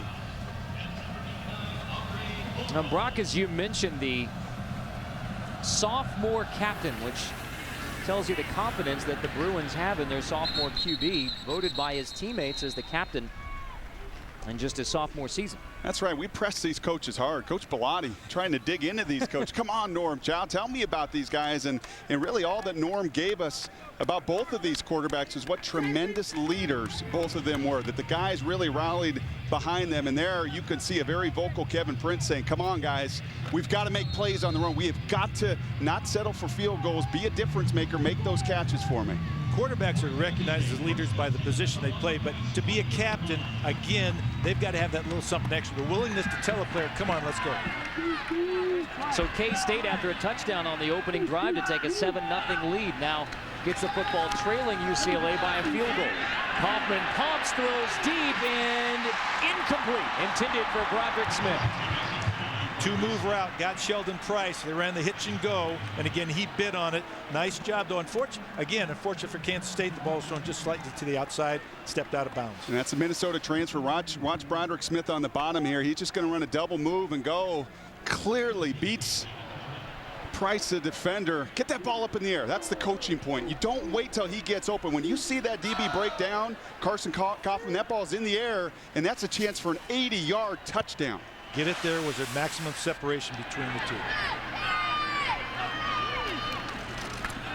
2nd and 10, Kaufman play fake, pressure. Carson Kaufman tucks it and scrambles near the first down before Ayers shoves him out. In talking to Carson Kaufman, he said the thing he has worked on the most is his mobility from last season to this. He felt really good about it. The coaches have told him, did a nice job right there to almost get the first down. So many times you get in these openers and you want to trust. I want to make sure he's open, right? I've got to see him before I throw it, but the big plays come when you can anticipate. 3rd and 1, Kaufman under center, Thomas in the backfield. Kaufman trying to sneak, but a good push by the UCLA defensive line appears to hold Kaufman short. Bill Snyder told us yesterday, we round the clock back to last year. What happened out at the Rose Bowl? He said it was really a tale of 2 games. And we came out on our opening drive, established the line of scrimmage, and went right down the field for a touchdown. Very similar picture today. Very efficient first drive, but since then, a lot of struggles. Well, turnovers change the complexion of a game. We've got 2 turnovers for Kansas State and none for UCLA, and it's certainly helped UCLA's situation. Well, the spot shows K-State first down. So the Wildcats pick it up with the lean from Kaufman. Thomas picking his way for 3 yards. NASCAR Sprint Cup Series heads back down south for Labor Day weekend. Only 2 races remain for Jamie McMurray and Mark Martin to get off the bubble and into the chase. It's the NASCAR Sprint Cup Series at Atlanta on ESPN tomorrow, 7:30 Eastern. Kind of a wide open race with Jimmy Johnson out of the running this year. Seemingly. I thought Jimmy Johnson was on Survivor now. Under the lights in Atlanta. Play fake on 2nd and 7. Kaufman has a man, gets rid of the football behind the receiver Thompson. The pass is incomplete. Again, a young receiver should have settled in that zone that was wide open. He ran to be covered almost. He surprised the quarterback by continuing to cross that zone in the middle of the field. That's a quarterback trying to understand a redshirt freshman. It's one thing to run it in scrimmages, and Tremaine Thompson has been the best route runner. Carson Kaufman raved about him, but where exactly are you going to be when the lights are on? Quarterback and receiver not on the same page. An entirely new receiving group. The leading wide receiver from last year's K-State team still on the roster is the backup quarterback, Colin Klein. 3rd down. Kaufman to the air again, looking for Smith. Flag on the play. Aaron Hester in coverage. One would anticipate pass interference running against Broderick Smith. And I know that Carson Kaufman likes Broderick Smith. He was his favorite in the spring game. He said they've got a great chemistry. He put that pass ball up. Pass interference on a defense number 21, 15 yards from the previous spot. Automatic, first down. And Broderick has the speed, and he got behind, and the quarterback did a nice job putting air on the ball, hand fighting, and again, that almost always, in fact, it does always go against the defender. And that's a nice job. I was critical of not anticipating on the route earlier, the double move, that time on third down. Understand the situation. Big receiver, throw it up in the air, and more often than not, as you said, that contact will draw the flag. 5 penalties against UCLA. This gives K-State a first down near midfield.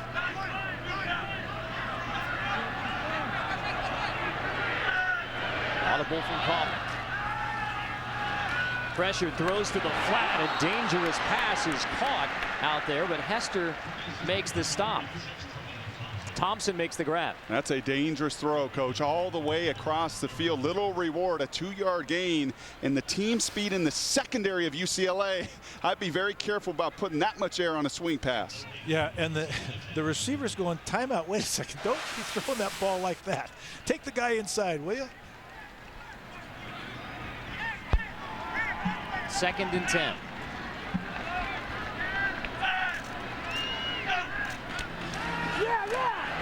In the flat, Thomas dropped.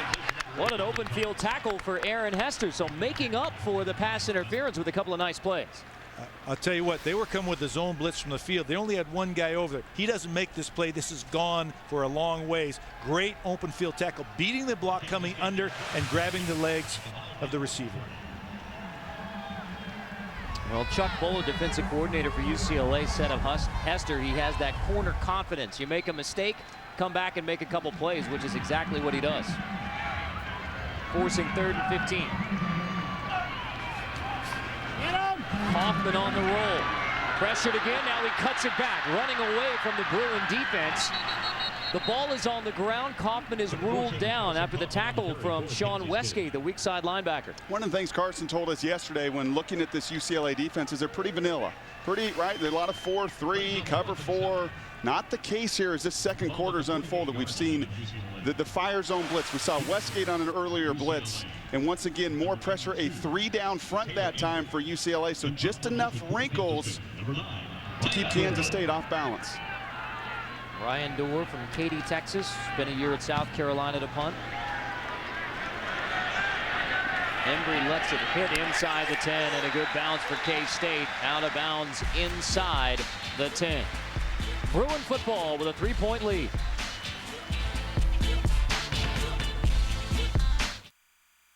This is State Farm Pocket Agent Larissa Barano. And I'm Actual Agent Larissa Barano. Larissa can tell you how you can get discounts of up to 40%. But so can your neighbors. They can also tell you how State Farm's new Pocket Agent iPhone app can help you manage your account, find the nearest gas station, or even help you call a tow truck.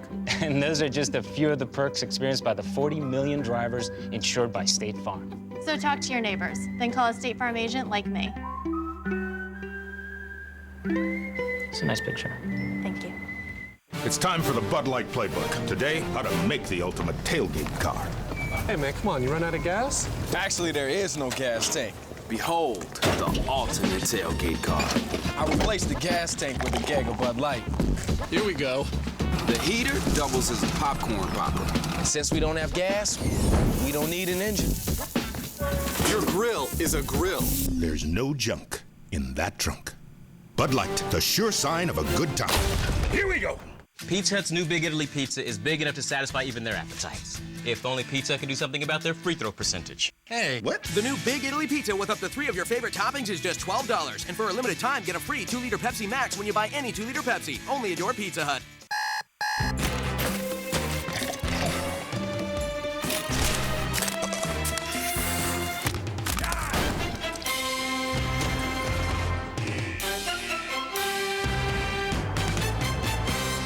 ABC Tuesday, September 21st. I love this city. I've been a cop in Detroit so long. When I started, half the suspects was white. Once every generation, a cop show comes along that rewrites the rules. Every day feels like the first. That's one of the perks of working homicide. It never gets old. Great cops. Made in Detroit. ABC's Detroit 187. Series premiere Tuesday, September 21st on ABC. I'm standing outside of historic Ahern Fieldhouse, where the Wildcats have advanced to 3 Final Fours. It is also the venue where Dr. King delivered his last campus speech. Welcome to my university. And that was in 1967, 1968. Robert Kennedy also delivered an important speech in his campaign for president at Ahern Fieldhouse here in Manhattan, Kansas. First down give goes to Jonathan Franklin. Minimal gain as Brandon Harold makes the stop. Maybe the first juncture of a real critical drive for both teams. For UCLA, take care of the football. Get yourself out of this backed up situation. For Kansas State, defensively, help your offense out that's been anemic the last 5 drives with some field position. No question. UCLA wants to get at least 1 first down. You don't want to punt down here and put Kansas State at midfield with time left on the clock. UCLA scored on its last 2 possessions, a touchdown drive, a field goal drive, but now they're backed up. Penalty flag coming. Play is stopped. Flag before the snap. Movement on that left side. I think somebody tried to jump that snap count. Offside on a defense, number 91. Jumped in the neutral zone and caused the offense to react. 5-yard penalty, second down. Again, if it's a lineman right in your face and he jumps, it's his foul, his penalty. If you move because of a lateral lineman, that's yours.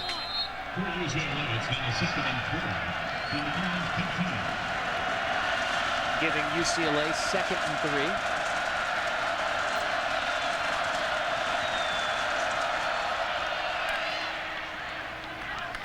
Franklin leans near a first down at the 20. Guidry makes a stop. As a coach, you hate that. You hate the little penalties that give somebody an easy conversion when you've got them stopped on first down deep in their territory. Well, you said it beautifully last night to all of us in the production meeting. It's not so much how many teams win games, it's how many teams go out and lose games, and 2 turnovers and dumb penalties and mistakes that you know drive a coach like Bill Snyder, who wants to be sound and secure, and what he does just drives him nuts.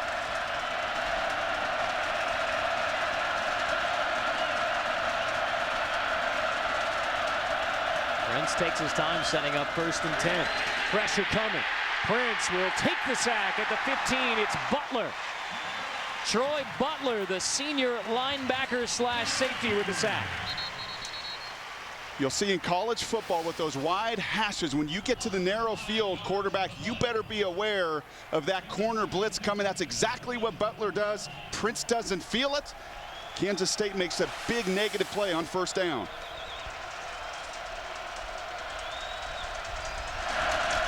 Call it 2nd and 15. Franklin back at running back for the Bruins. Prince swings it incomplete to Franklin in the flat. Butler's there again on the coverage. The fact that Prince didn't even look over there would lead me to believe that an offensive lineman was supposed to turn out and see that, which they sometimes don't see that either, because oftentimes quarterbacks, again, if they care about their health, will take a look into that short side like you said.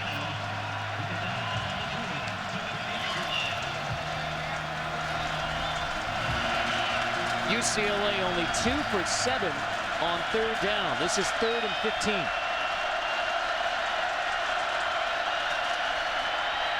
Inside give, it's Franklin picking his way to the 24. Garrett makes the stop. I was just going to say, I wouldn't be surprised to see him run the ball here. 1, to keep the clock running. And again, 2, you don't want to risk a deep pass for 15 yards deep in your territory. 30-second timeout. Bill Snyder takes a timeout. K-State gets the football back with 1:30.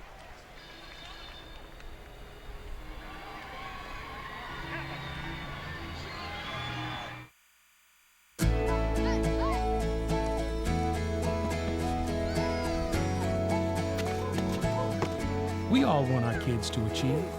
But before we teach them to keep their eye on the ball, their elbow tucked in or their head down, we must first teach them respect.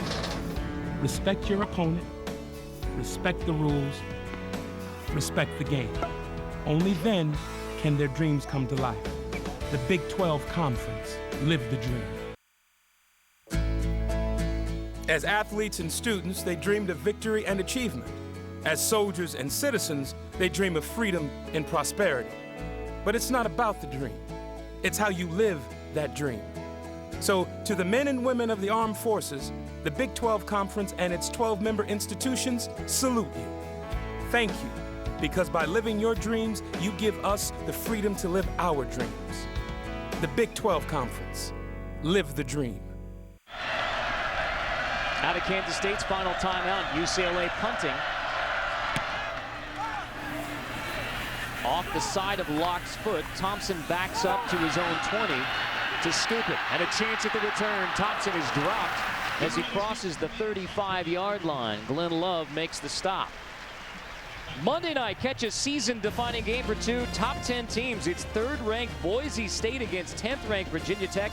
The All-State kickoff. Then the Capitol is part of Dick's Sporting Goods kickoff week on ESPN Monday at 8 Eastern. Boise coming off that 14-0 season a year ago. Could it be the year of the Bronco? I think the trouble is it's a home game for Virginia Tech, so it'll be a tough one. Well, Ryan Williams' year last year for the Hokies, almost 1,700 rushing yards as a freshman. K-State football, 1st and 10 from the 38. Trailing UCLA by a field goal. K-State scored a touchdown on its opening drive, nothing since. Kaufman will take a sack on 1st down. K-State doesn't have a timeout to stop the clock. Chandler gets the sack. Got to throw the football away. Have an awareness of what the game situation is. That time they try to come back with a double move. UCLA has the safety over the top. Throw the ball away. You can't take a sack in this situation. You're absolutely right. 3rd sack of the day by the UCLA defense. 2nd down, clock rolling. Pass complete to Chris Harper. Steps out of bounds at the 42, the Oregon transfer. Got to work the sidelines. Got to get the ball out of bounds. Got to stop the clock. Got to make up some yardage. Quarterback is so much more than just how you run and how you throw. It's managing the details of the game. It's managing the different situations. It's avoiding sacks, avoiding negative plays. You'd love to see your 5th-year senior understand going into that drive all of the scenarios. If there's any pressure, I have got to make sure I maintain the clock and get rid of the football.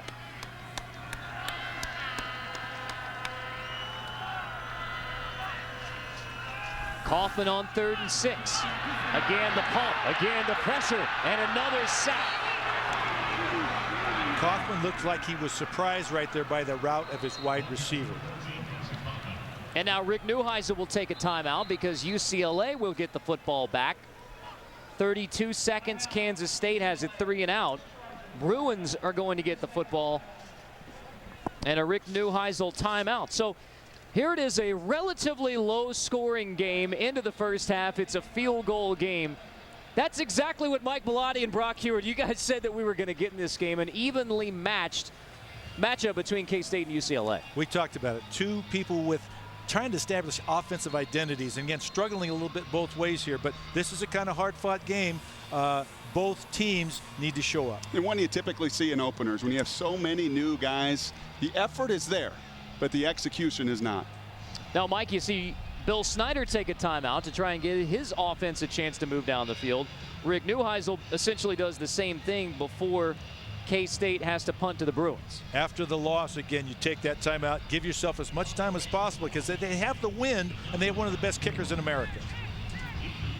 And that's Kai Forbat, last year's Lou Groza Award winner, who is coming back from a groin strain, but he had a 44-yarder to give UCLA the lead.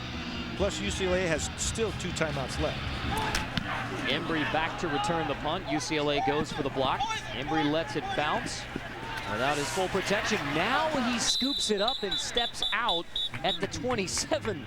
Oh my gosh, I'll tell you that just coaches across the nation just got more white hair. One, you want to get away from the ball, you quit waving, and then again, you don't even do that. Just again, you can make a big play, but that's, oh, I'll tell you what, he'll probably get a talking to. Is that why Coach Snyder asked you yesterday about your grandkids? I think so. I don't have grandkids. I didn't resemble that remark, I resented it.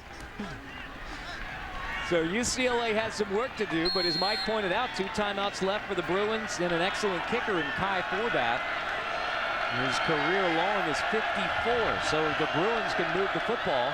A chance to tie it. Screen on first down goes to Franklin. Rolling for a UCLA first down. Clock will temporarily stop on the first down. First downs, out of bounds, or touchdowns. That's what you got to have in this drive. UCLA has been running the hurry up for much of this second quarter. Now it's the extra hurry up after the 15-yard game to Franklin. Prince rolling. Passes intercepted.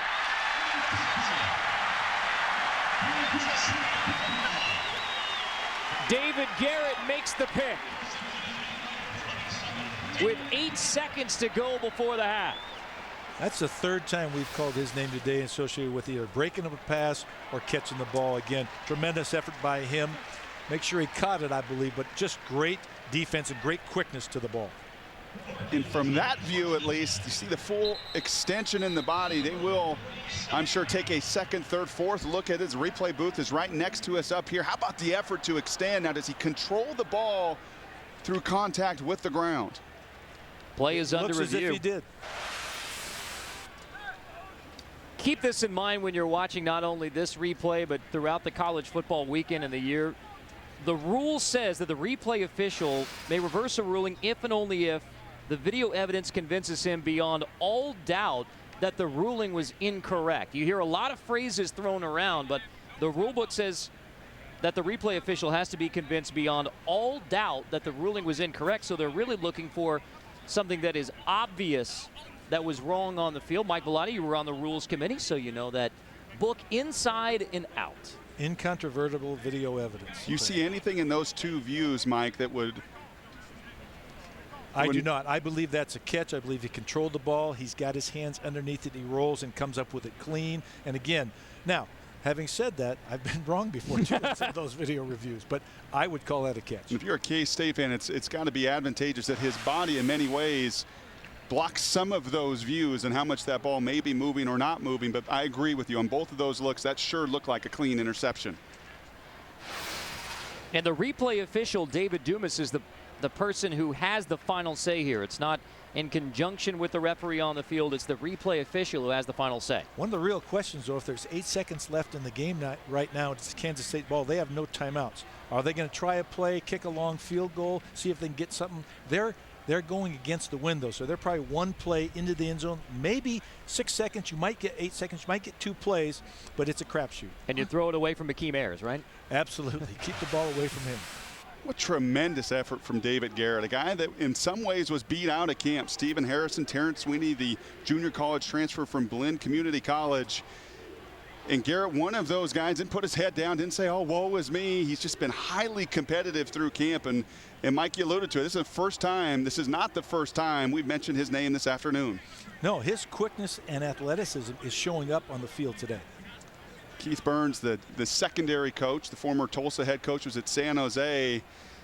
He said of Garrett, he's our most productive playmaker, was all through the spring. Every time, yeah, he may be 5'8", 5'7", but you put him out there and he finds a way, much like Akeem Ayers, he finds a way to make a difference with the football. Here's the call from Scott Novak. After review, the ruling on the field stands as an interception. First down. K-State football inside of midfield. 8 seconds, no timeouts.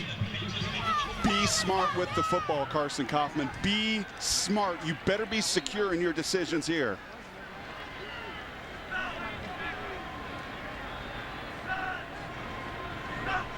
Only 3 wide. Ayers pressures Kaufman, who throws incomplete. 4 seconds left on the clock. 2 things in this game. I think UCLA's defensive line is starting to assert themselves in terms of pass rush, and I think Prince has misjudged the speed of the Kansas State secondary. And remember, this is a Kansas State line. I agree with you, Coach. A Kansas State line that has a junior college transfer, been here 4 weeks at left tackle and down because of injury to their 3rd offensive tackle playing on the right side. Notice who the defensive end, Akeem Ayers, is playing down, coming off the edge. Ayers spinning inside, pressuring Kaufman again. Last play of the half. Kaufman heaves it to the end zone, intended for Smith. It is batted incomplete. And so we go to the half. It is UCLA 10, Kansas State 7. An opening drive touchdown for the Wildcats. got the crowd rolling here in Manhattan, Kansas, but UCLA, a touchdown and then a 44-yard field goal. It's 10-7 UCLA on Kansas State at the half. Stay tuned after the break for the halftime report.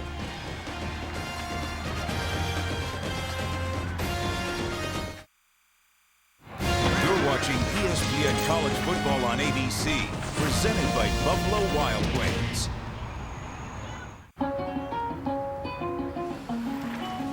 I'm a legal courier. If I have to look at multiple cases with BlackBerry Torch, that can have multiple tabs going, scroll over to it, and there it is. I call it a future phone. I use Maps if I need to find an obscure address. It's awesome, and it really makes me feel like, hey, this is my city, you know?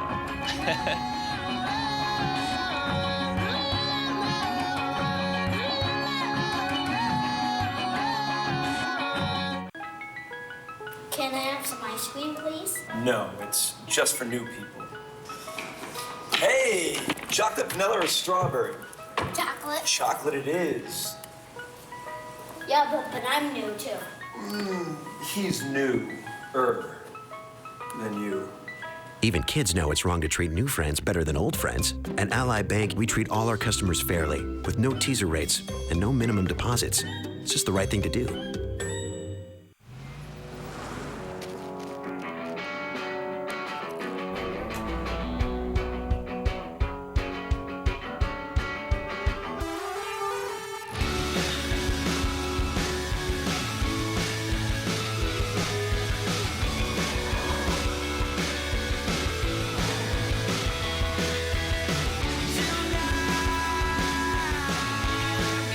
Get what you crave. Doritos Late Night Cheeseburger. And welcome to the Cooper Tires Halftime Report, everyone. John Saunders alongside of Jesse Palmer. And Jesse, it's extremely strange to start a college football season without Bobby Bowden on the sideline. It's the first time since 1975 Florida State does not have Bobby Bowden as head coach on the sidelines. Truly one of the great coaches in college football history. All good things have to come to an end, so the Jimbo Fisher era begins in Tallahassee. Both of them, of course, played at Samford, and Bobby Bowden also coaches Stanford there. And there's a look at play action. Burt Reed catches a screen and goes 15 yards for the touchdown. A nice start for Christian Ponder.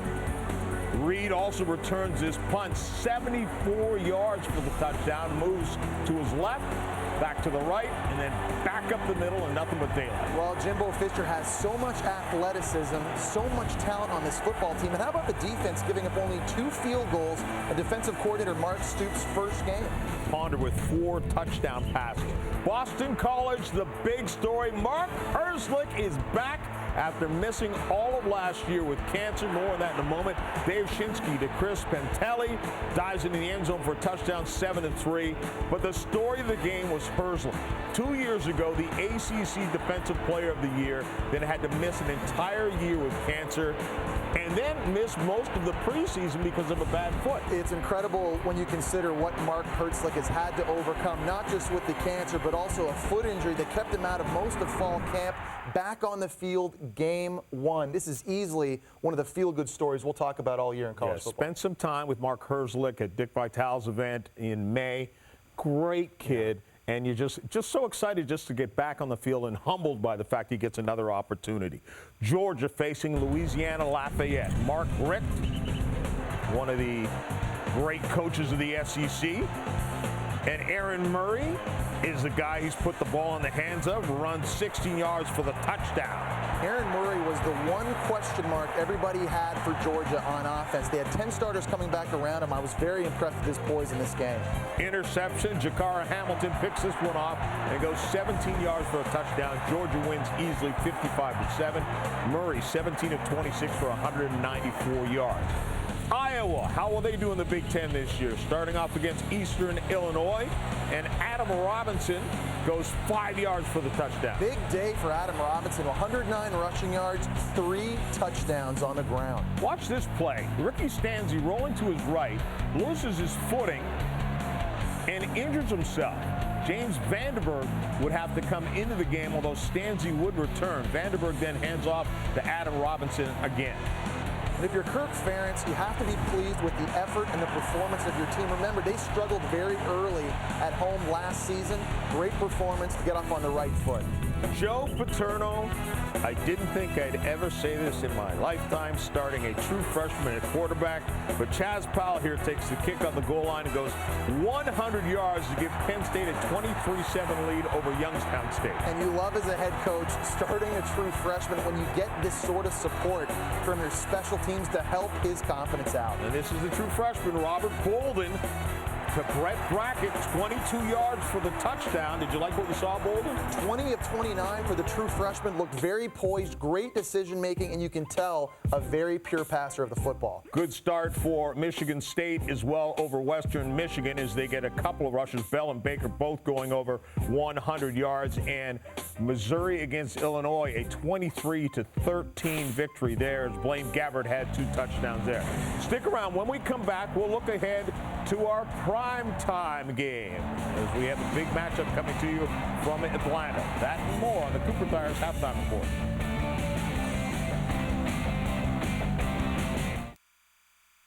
This Halftime Report brought to you by Cooper Tires. Don't give up a thing. This fall, don't just get more out of your tires, get more back from your tires. Because with Cooper's Take the Money and Ride National event, you'll not only get unbeatable performance, you'll get a rebate card by mail when you buy 4 qualifying Cooper tires. Cooper's Take the Money and Ride National event. Get your rebate form and all the terms and conditions at a participating Cooper Tire dealer or at CooperTireRebates.com. Cooper Tires, don't give up a thing. Consider transforming the entire planet with just one big idea. Consider answering the call to lead the next greatest generation. Consider finding your true purpose through an exchange of ideas. Consider using your creativity to leave your mark on the world. Consider stretching your mind today to create a completely new career tomorrow. Consider Kansas State University.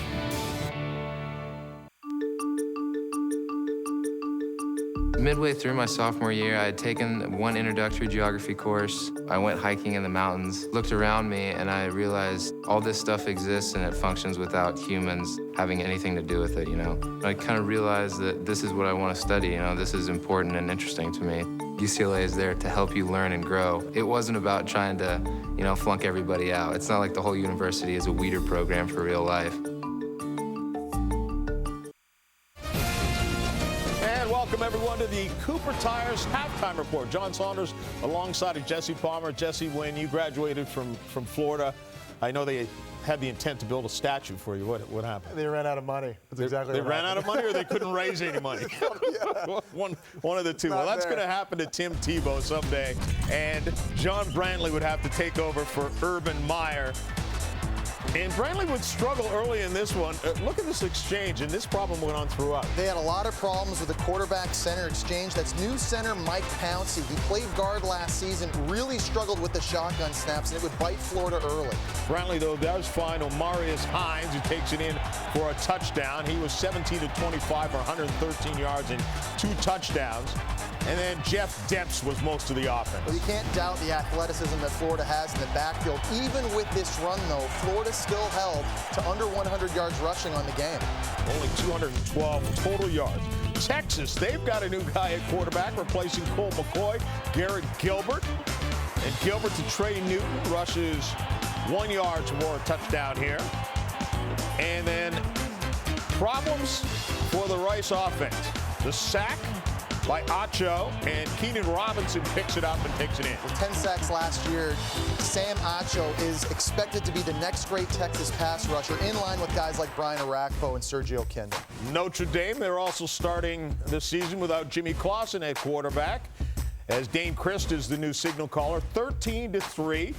And we have started the Brian Kelly era. Now, here's the guys we're talking about taking over for legends. And Brantley, 17 of 25. Gilbert, 9 of 12. That one's still underway. And Chris, 12 of 16, also still underway. Of the three, taking over for legendary quarterbacks at those programs. Who's got the toughest job? I think it's Florida quarterback John Brantley, replacing a living legend in Tim Tebow. I'll say this. My true freshman year playing quarterback at Florida was in 1997, and it was on the heels of Danny Werfel not only winning a national championship, but also winning the Heisman Trophy. And I can tell you from experience, it's natural for a quarterback making his first start following a legend to want to go out and throw for 400 yards and 5 touchdown passes. It's very important to remain realistic and stay calm. Be patient. It's okay if you want to go out and create your own identity. You have to remember, guys like Tim Tebow, Colt McCoy, Jimmy Clausen, they weren't Heisman Trophy finalists in their first game back as a quarterback. Play within the system. That gives your team the best chance to win,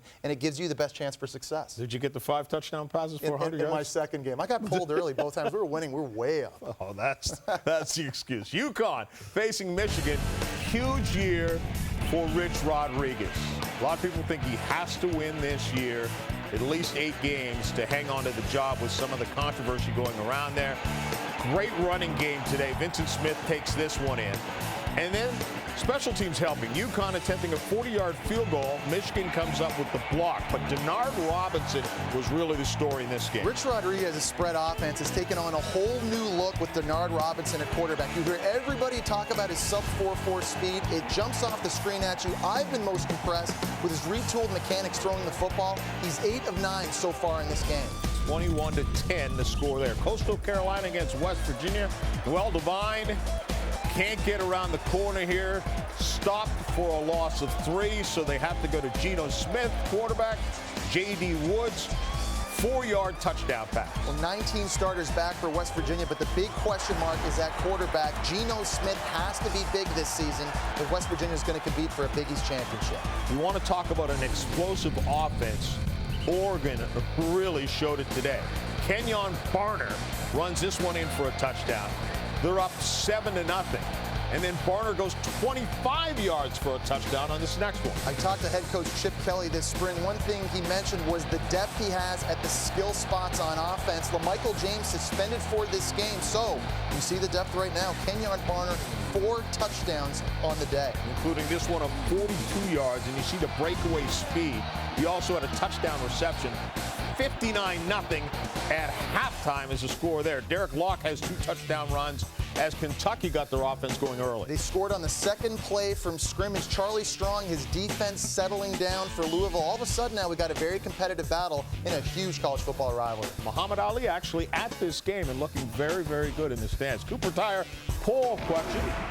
Which team will win the BCS National Championship? And other, that school that is, I think, somewhere in southern Louisiana, is leading by far. Maybe it's Texas. I'll tell you what, I cannot remember a season where there were so many questions looking at the top 5 at the start of the year. Everybody has major questions that they have to answer. This is a wide open race. We'll be talking about this all season long. Great battle between UCLA and Kansas State. Kevin Prince with his 11-yard touchdown run got UCLA back even in this one. And right now they lead it 10-7 at halftime.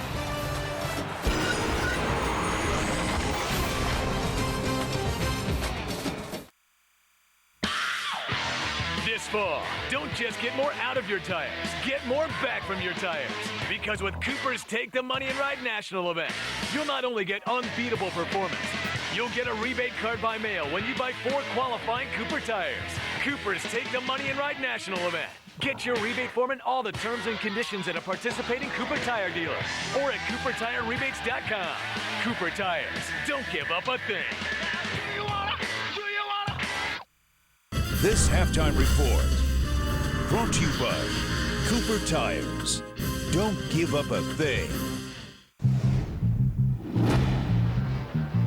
I grew up 3 blocks away. You just pray with one of these and it's no one you know. You have to be advised, we got a suspicious vehicle heading southbound. I love this city. Everybody wants to make a difference, but nobody can do it alone. ABC Tuesday, September 21st. Why doesn't she run? She had to have seen what happened. She knew him. He came for her. They never give up until justice is found. It's their hometown. We need to find those kids before he does. Everything is personal. I promise you, these kids are gonna be okay. Another night in D-Town. Welcome to Homicide. ABC's Detroit 187. Series premiere Tuesday, September 21st on ABC. And welcome back to the Cooper Tires Halftime Report. John Saunders and Jesse Palmer. What to watch for? Big game tonight from the Georgia Dome, 8 o'clock Eastern Time, North Carolina against LSU. Big story in this one, of course, all the suspensions on North Carolina.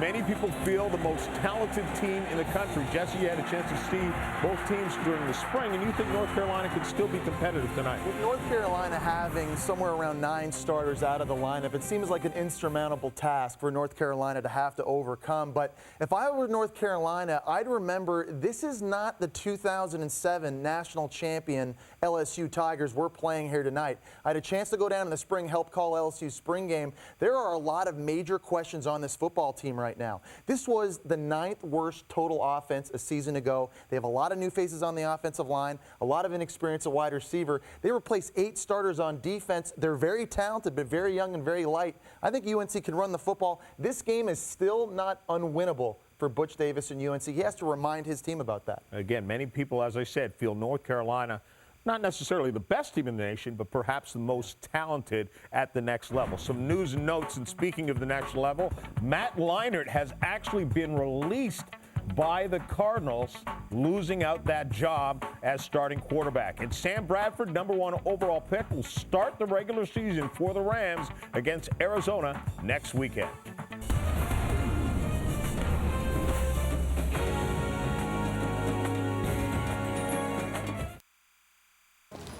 Watch this.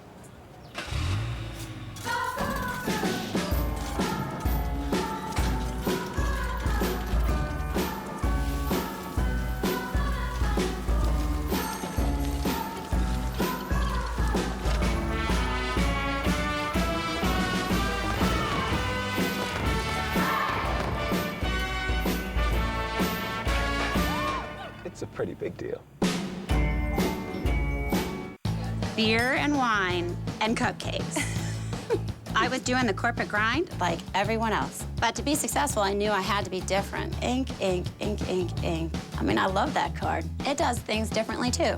Great customer service, going above and beyond to help me out as a small business. It's accepted in twice as many places around the world as American Express. And if I ever need to give my employees ink cards, they're free. Make your mark with ink. Chase what matters. Go to chase.com/ink. ABC Tuesday, September 28th. Watch this. You can't fly! But you can jump. One family You may be experiencing things that you don't understand. will go from ordinary It's not fair. High school is hard enough as it is. to extraordinary. You two are freaky. ABC's No Ordinary Family. Series premiere Tuesday, September 28th You were doing a mile every 6 seconds. I was faster than that. on ABC.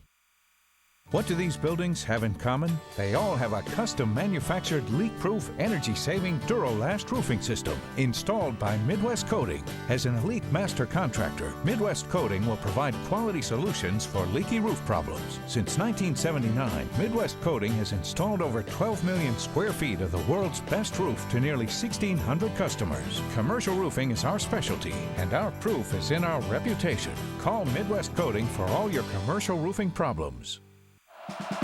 Face it, everyone needs a car.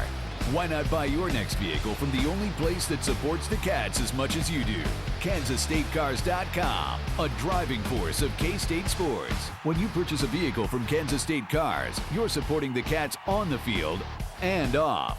Plus, you'll receive 100 Ahern Fund Priority Points and a 1-year K-State Alumni Association membership.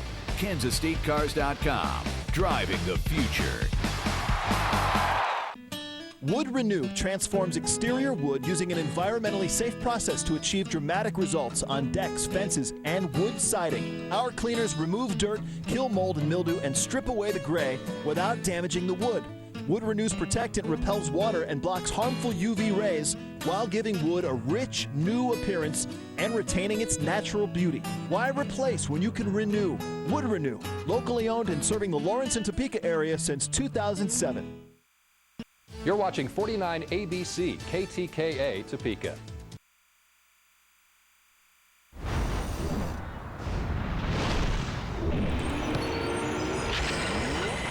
This is Dick's Sporting Goods Kickoff Week.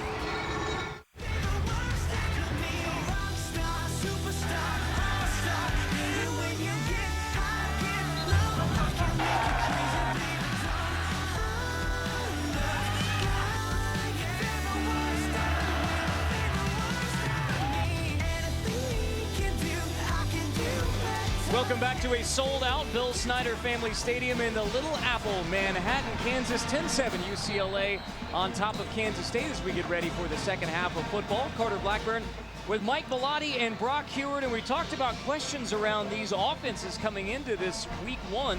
10-7 game of the half. That's pretty much playing out like we expected, Mike. I think we still have questions, not a lot of answers. This is a defensive ball game. Both teams have about 100 yards of offense.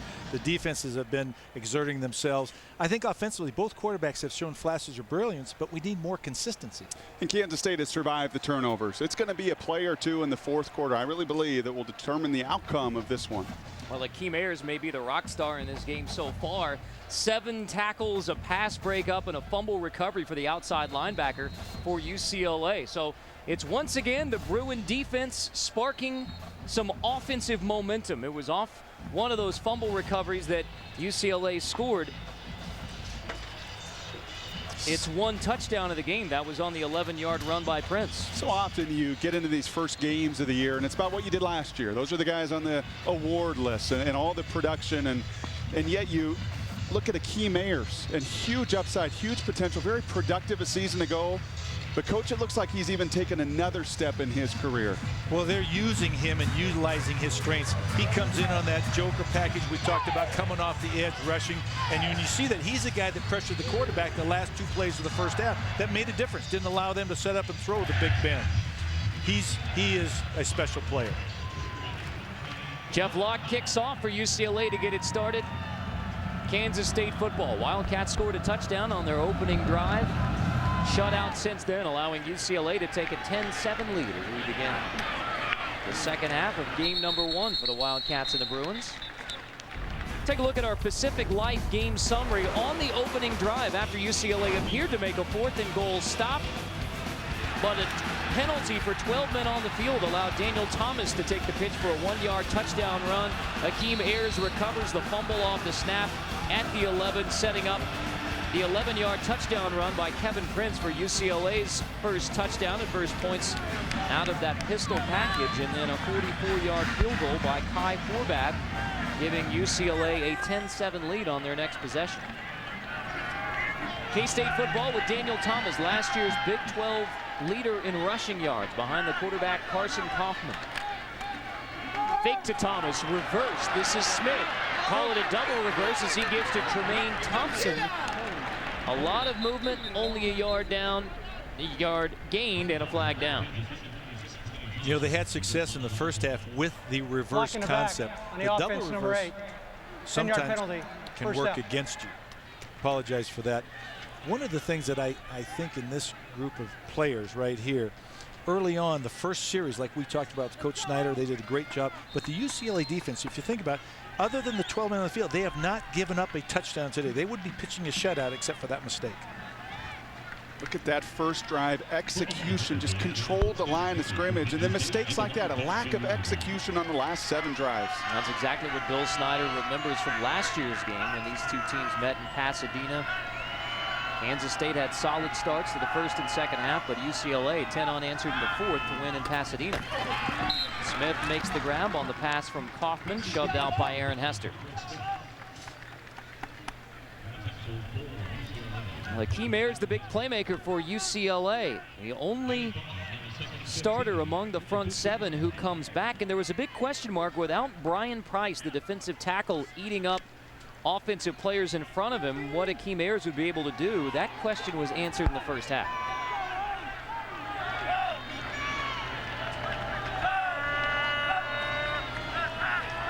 Second and 15, Ayers dropping back in coverage. Tannehill, the tight end, makes the grab for K-State to give the Wildcats a chance on 3rd down. And much better execution of Carson Kaufman. A very vanilla look by UCLA. They've come out on the first 3 snaps here, just played very base defense. And that time, fundamentally, Carson Kaufman didn't wait for Tannehill to get open. He anticipated and thus was able to get the gain down the field. First catch of the sophomore year for Tannehill. Setting up 3rd and 2. Out of the eye, option, Kaufman, pitch, Thomas, first down, K-State and more.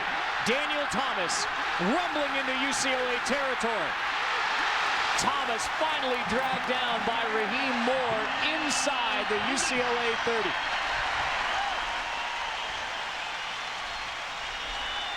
Again, you see they were offset. They were overloaded into the boundary with their whole formation. You can see this. They've got a man. They freeze it with the zone. The option opportunity. Freeze him. Got a pitch. Got a lead back out front. Great execution of the option. Downfield block from Smith, and then Braden Wilson springing Thomas for a 44-yard gain. Powell in the backfield on 1st down. Missed tackle allows Powell to rumble inside the 10 and into the end zone. Touchdown, Kansas State.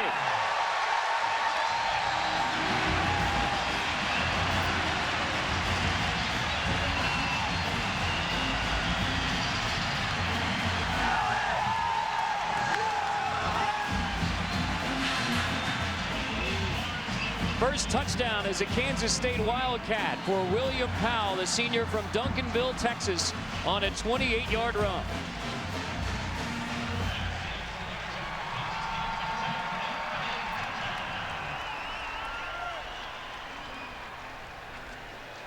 Kansas State a touchdown on the opening drive of the first half, and now a touchdown on the opening drive of the second half. The 44-yard run from Thomas.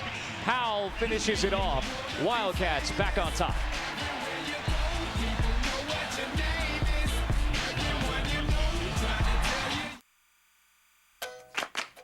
How smart is the new Ford Edge? Well, it can show you the most fuel-efficient route to where you're going. It can find the best price on gas. Show fuel prices. And now its V6 gets the best highway fuel economy in its class. Say hello to the new Ford Edge. Quite possibly the world's smartest crossover.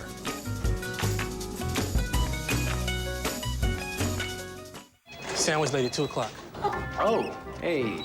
$5.50. Actually, we're all good today, sandwich lady. We love your chicken sandwiches, but Taco Bell's got chicken flatbread sandwiches for under $1. So... $5.50. No, $5.50.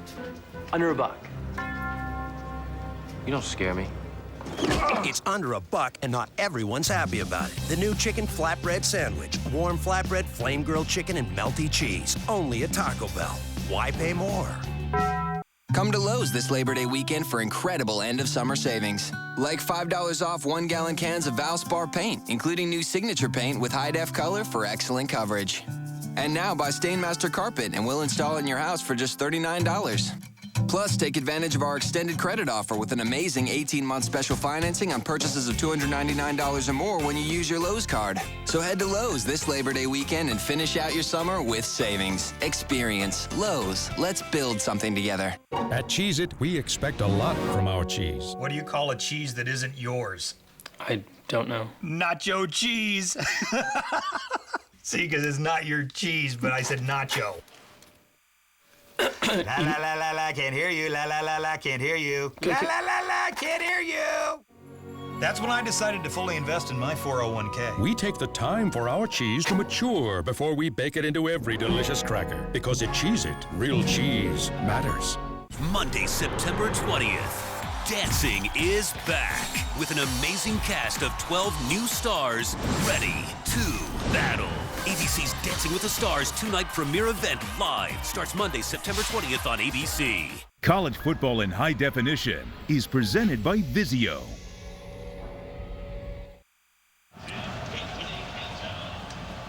Well, Daniel Thomas did the heavy lifting with a 44-yard run to set up William Powell's first touchdown as a Kansas State Wildcat, the senior junior college transfer from Navarro Junior College into the end zone. Kansas State back on top. Opening drive touchdown for the Wildcats to start the second half, just like it was to start the first half. Raheem Moore back to return the kick. Lets it roll through for a touchback. Let's take a look back with our Chick-fil-A drive recap. And it was a quick statement by Kansas State to get this drive rolling. And watch your fullback. We talked about Braden Wilson earlier, the collisions he would have with the key mares. He does just enough at the point of attack. And when you get big runs into the secondary, it's about receivers getting in the way. That time, Broderick Smith does a nice job on Sheldon Sprice to spring the running back. And William Powell has a step more speed than Daniel Thomas. That's why he got in the end zone. It was Smith back to return the kick. Also wears number 3 for UCLA, wide receiver. Bruins get it 1st and 10 from the 20. Flag on the play. Prior to the snap, false start on the offense. Number 72, 5-yard penalty, first down. I think the whole left side of UCLA's offensive line moved. They were trying to get the jump. They were running the stretch play strong, and they wanted to get there fast. And how big, Coach, those drives coming out of the tunnel to start the second half? Well, it's exactly what they said. This is a mirror image of last year's game. Now, I don't know if we want to continue. Kansas State started both halves that same way. They've got to finish it, though. That's exactly what Kansas State didn't do last year. 10 in the fourth quarter for UCLA. Pull away. 23-9 win in Pasadena for the Bruins. That's the only other meeting between these two. Jonathan Franklin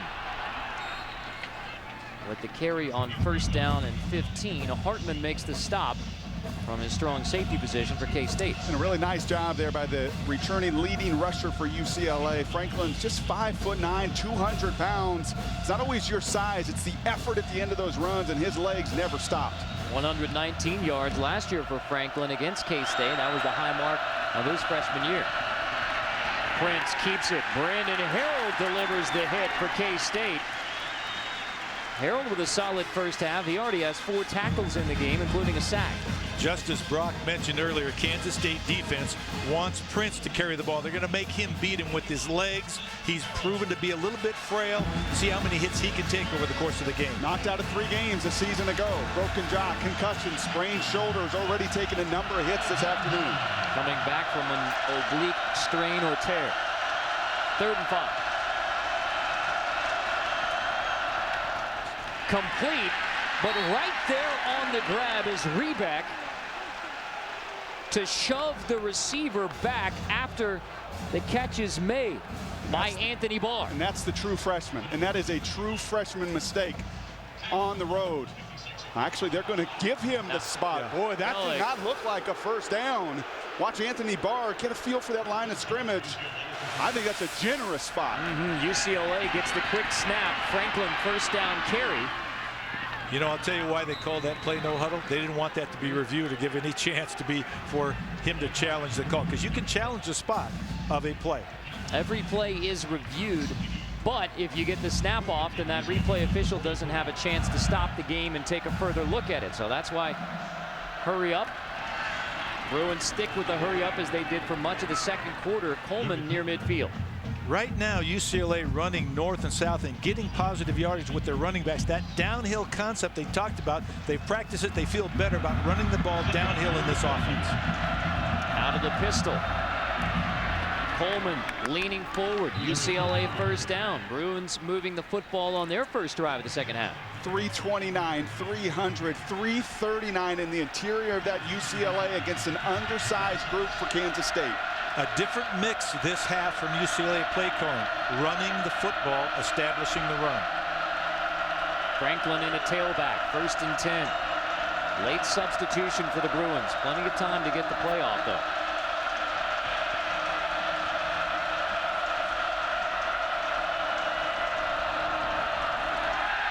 Fake handoff. Prince looking long to the end zone. Incomplete. But flags coming. Pass interference on Sweeney looks to be the call. Rosario, the intended receiver. Nice execution on the fake reverse pass. The problem is you're throwing into the wind. He couldn't gauge how much to put that ball up. Pass interference on a defense, number 16, 15 yards from the previous spot. Automatic, 1st down. Reminder in college football on pass interference, if it's beyond 15 yards, 15-yard penalty. Nelson Rosario just does a nice job of getting down the field. The timing with that play action pass really sold it. You could see the timing. You wait, you hesitate, then you go. It's too bad. Had 3 steps on him, did a nice job of separating from the DB. Again, you see the early contact, the stripping of the arms, obvious call. Giving the Bruins 1st and 10 from the K-State 31.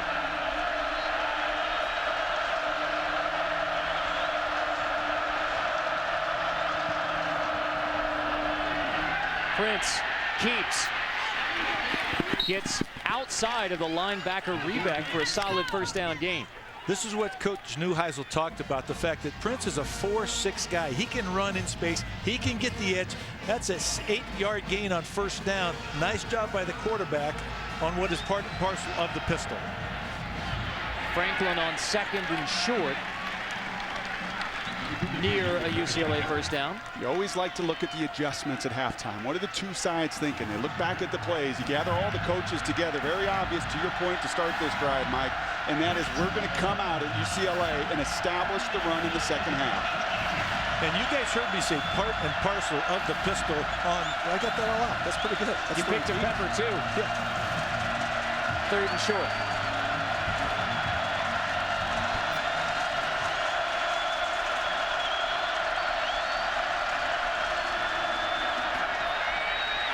Prince running the option. Pitch left. Embry shoved down. Apparently short of the 1st down. Lemur comes over the top to make the tackle. We have seen option run by Kansas State very well. The big chunk play by Thomas, the touchdown, that pitch relationship so critical that time. Back quarterback too close together. UCLA lines up on 4th down, going for it. Franklin leans forward and has the 1st down, running behind right guard Eddie Williams. The way that UCLA took the decision about it, they went on a quick count, got the play. Again, when you're in an opposing stadium on the road, you've got to outplay the home team. You can't just play with them, and a field goal would have still not given them the lead. Just the 2nd red zone trip for UCLA. Touchdown the 1st time on a short field.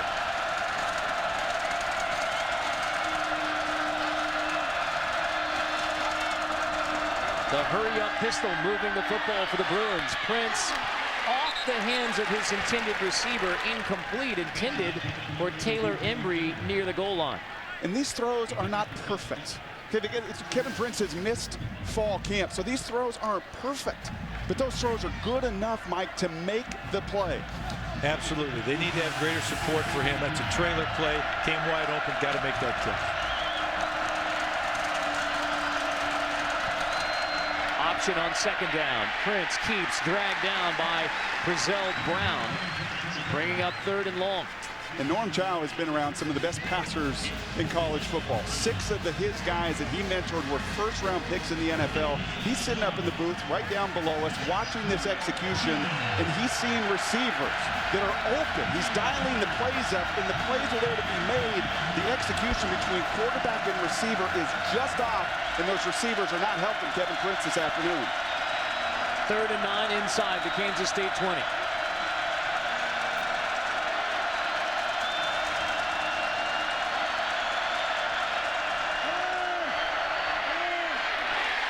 Off the hands of Barr over the middle, bringing up 4th down.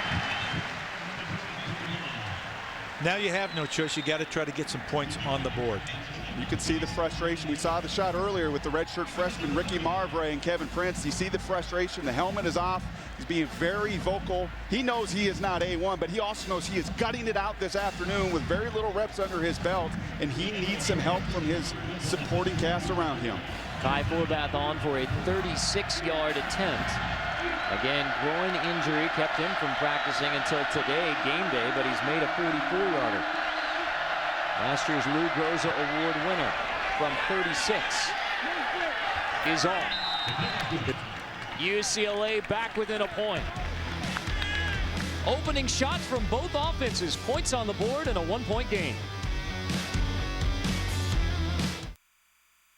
You're watching ESPN College Football on ABC, presented by Buffalo Wild Wings.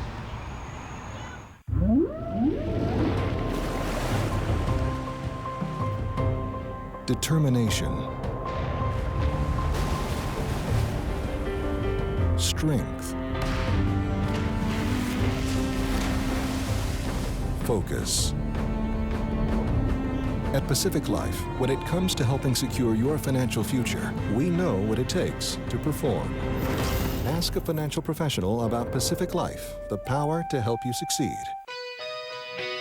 We speak value. And people like what we're saying about how Fusion is projected to hold its resale value better than Camry and has better quality than Accord. As a matter of fact, people like what we're saying so much, Ford Fusion is now the 2010 Motor Trend Car of the Year. The Fusion from Ford. Get in and drive one.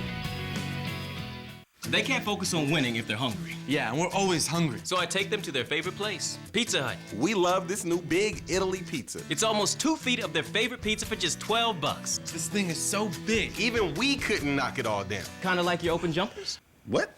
Pizza Hut's new Big Italy Pizza is bigger than 2 mediums combined. It's only $12 with up to 3 of your favorite toppings. And for a limited time, get a free 2-liter Pepsi Max when you buy any 2-liter Pepsi. The new Big Italy Pizza, only $12 and only at your Pizza Hut. Hello, friends. We have an injury report on Jason Glaspie. As you can see, his girlfriend has removed his spine, rendering him incapable of watching the game. Come on, silly. Boy, that's hard to watch. How about lavender? How about not? Jason, get yourself the Flow TV personal television. It's live mobile TV, so now live sports goes where you go. Change out of that skirt, Jason. Visit flowtv.com for special offers. ESPN's College Football on ABC, brought to you by Dick's Sporting Goods. Every season starts at Dick's. The new Ford Fiesta, it's a pretty big deal. And Taco Bell, think outside the bun. A perfect Labor Day weekend here in Manhattan, Kansas, on the campus of Kansas State University. Anderson Hall there in the background. Kansas State a touchdown on its opening drive of the second half. UCLA responds with a field goal drive, and so we have just what we expected here in midway through the third quarter. A tight game between UCLA out of the Pac-10, Kansas State from the Big 12. They're mostly blowouts this weekend in college football, but not here in Manhattan, Kansas. Quarles, one of the up men, gets to the 30. Well, UCLA down by a point, but they have certainly had their opportunities. Kevin Prince, 6 of 20 for just 48 yards, but look at the replays. Right now, yeah, a little bit of a vicinity passer. He's not putting it right where he wants to put it. But these Bruin receivers have got to find a way, just fundamentally, just the fundamentals, and it drives coaches nuts. We talk to them all the time. I don't understand why you get in these games and you just can't execute the simple things. Just find a way to catch the football. Their sense of timing is off. Prince missed a great deal of fall camp, but they're not sure when the ball's going to get there a couple of those times. Ironic that it's K-State with a totally new group of receivers, and UCLA's receivers have the most prominent mistakes in the game. Wildcat package on first down. It's Daniel Thomas taking the direct snap. Cuts it back.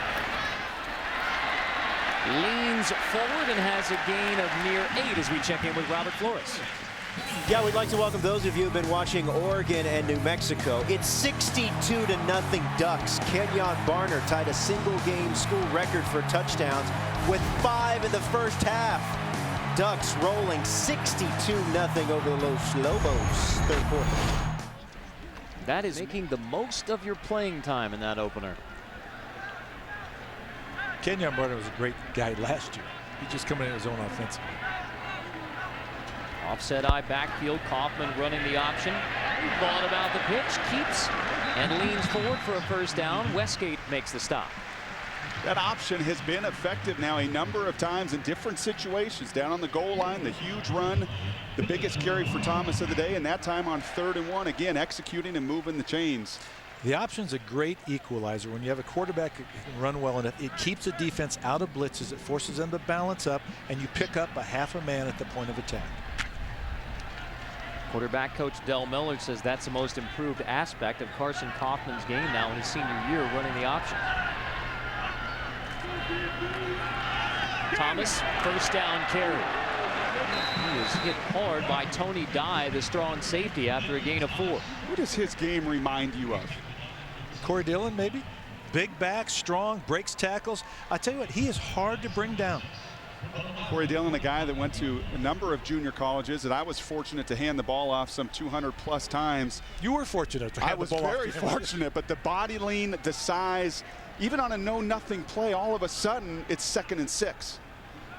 We touched on it earlier. It has been quite a journey for Daniel Thomas to get to this point. Featured back Big 12 school. Taking the 2nd down, handoff, cutting it back across midfield, running away from the UCLA defense again. Dye tries to run him down to the 26. One of the things you're seeing by the UCLA defense right now is they're trying to penetrate. But when you penetrate, you take a side, you lose control of the man, and they're cutting back, taking advantage of that right now by the holes created by the penetration. You don't like to see that if you're a Kansas State fan. Thomas limping off the field. But watch the patience. How many times have we talked today about the lateral quickness and his ability to just have that feel? And this is a guy that played quarterback until he got to Kansas State. Tremendous patience within the tackle box to have that vision to make those plays deep down the field. After the 29-yard pickup, Thomas on the sideline. Powell running off right tackle. Away from Raheem Moore as Powell slips through UCLA arms for a 9-yard gain. Tonight, ABC delivers a key game for two programs, LSU versus North Carolina, the Chick-fil-A kickoff game. Saturday Night Football, presented by Southwest Airlines, a part of Dick's Sporting Goods kickoff week. ABC tonight at 8 Eastern. Big question for LSU fans, the play of Jordan Jefferson at quarterback. How much better will he be in 2010? Yeah, but still, they should be a prohibitive favorite with the lack of players for North Carolina. So Thomas is in the middle of that group for Kansas State. Quick hitter on the outside goes to Chris Harper, the Oregon transfer. Picks up another K-State first down inside the 15. You know, one of the things I was going to say is in the 2nd quarter, UCLA's defensive line took it to the Kansas State offensive line. It's reversed right now. Kansas State is controlling the line of scrimmage. K-State touchdown drive. Their only possession of the 3rd quarter. Now inside the UCLA 15.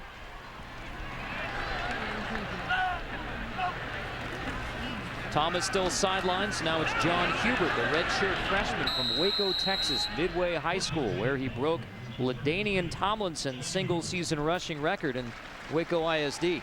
You know, from a coaching perspective, you want to make them kick a field goal, not get a touchdown here. That 8-point advantage, anytime you get beyond a touchdown, it's always scary for coaches and for players. So look for UCLA to really bow their back defensively.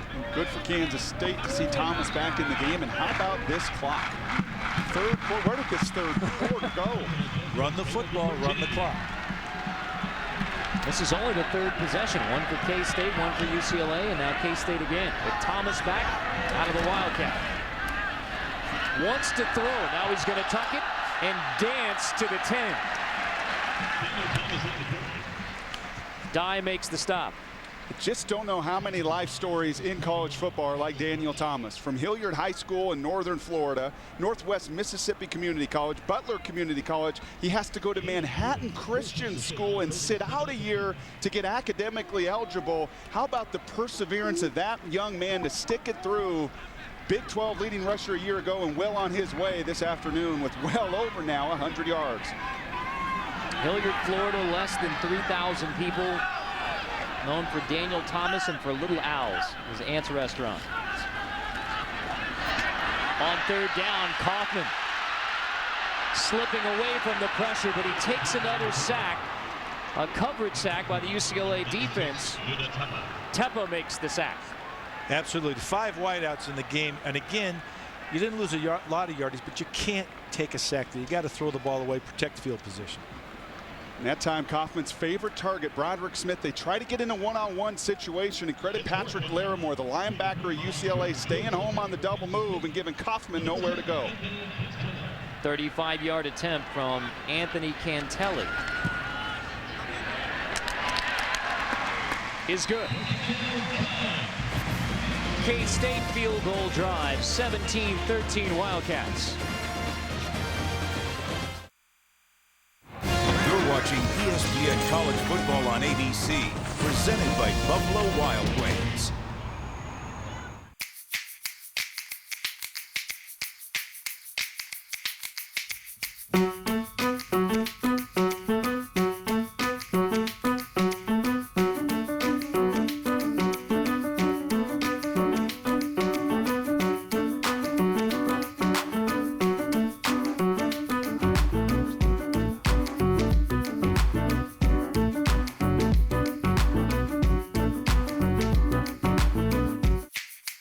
Thanks to the Venture Card from Capital One, we get double miles on every purchase. So we earned an LA getaway twice as fast. We get double miles every time we use our card, no matter what we're buying. And since double miles add up quick... Roman! Get up! We can bring the whole gang. It's hard to beat double miles. Whoa. He's on the list. But we're with him. Introducing the Venture Card from Capital One with double miles on every purchase every day. Go to CapitalOne.com. What's in your wallet?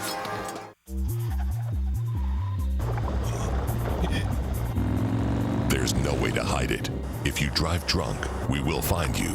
Cops everywhere are stepping up enforcement and cracking down like never before. Sir, have you been drinking tonight? Sir, have you been drinking this evening? Sir, have you been drinking tonight?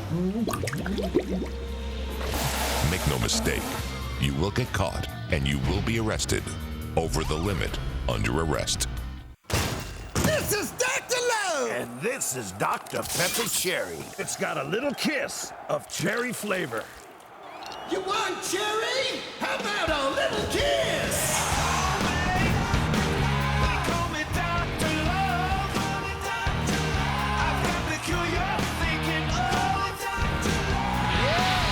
You can't beat a little kiss of cherry. Trust me, I'm a doctor. Saturday Night Football on ABC. LSU North Carolina, tonight at 8 Eastern. Daniel Thomas carrying the load for Kansas State. 19 carries, 141 yards, a touchdown. Carson Kaufman getting some treatment after the field goal drive where he took his 5th sack of the game. So K-State dinged up a little bit here in the third, but a 4-point lead. They have scored on both of their drives in the third quarter. You love the tools of the trade. Did you see the trainer there? Just taking the kitchen roller there and trying to work out and massage that kink in the leg of Kaufman. Josh Smith lets the kick from Cantelli go through the back of the end zone touchback. Let's go back to that last play before the field goal. Coaches use empty to create one-on-one matchups. And you have Broderick Smith, seemingly your best receiver, and you isolate him on Patrick Larimore. First-time starter at linebacker. Del Miller gets exactly what he wants. But Larimore shows why. Rick Neuheisel, that defensive staff, Chuck Bola, the defensive coordinator, loved this young kid, 6'4" as well, and showing the headiness there on third downs and not get beat.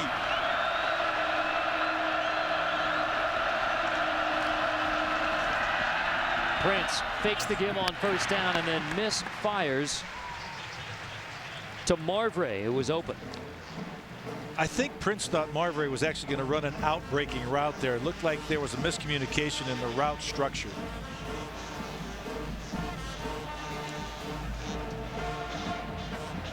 Malcolm Jones is the tailback now for UCLA, the true freshman. Oaks Christian High School, the Gatorade National Player of the Year. He gets the handoff on second down, and Malcolm Jones has a first down on his first carry as a UCLA Bruin. One thing about the read zone, the running back doesn't know whether he's getting the ball or not. It's up to the quarterback. And again, if you haven't practiced a lot and don't know for sure, and I think Prince may have thought I might pull that. So again, great job by the freshman tailback hanging on the ball. And remember, Kevin Prince missed the last 3 weeks of training camp because of the oblique strain or tear. It was originally called a strain, then perhaps a tear. Malcolm Jones running on the right side now, picks up 8 yards. That offensive line is getting great push right now. You can see they're engaged 6 yards down the field, pushing the K-State front. Just look at the size. Look at the size of Savage, 77. He's 340. Taylor's a little guy at 300, the center, and Eddie Williams, the right guard, 62. He's tipping the scales at 329 as well.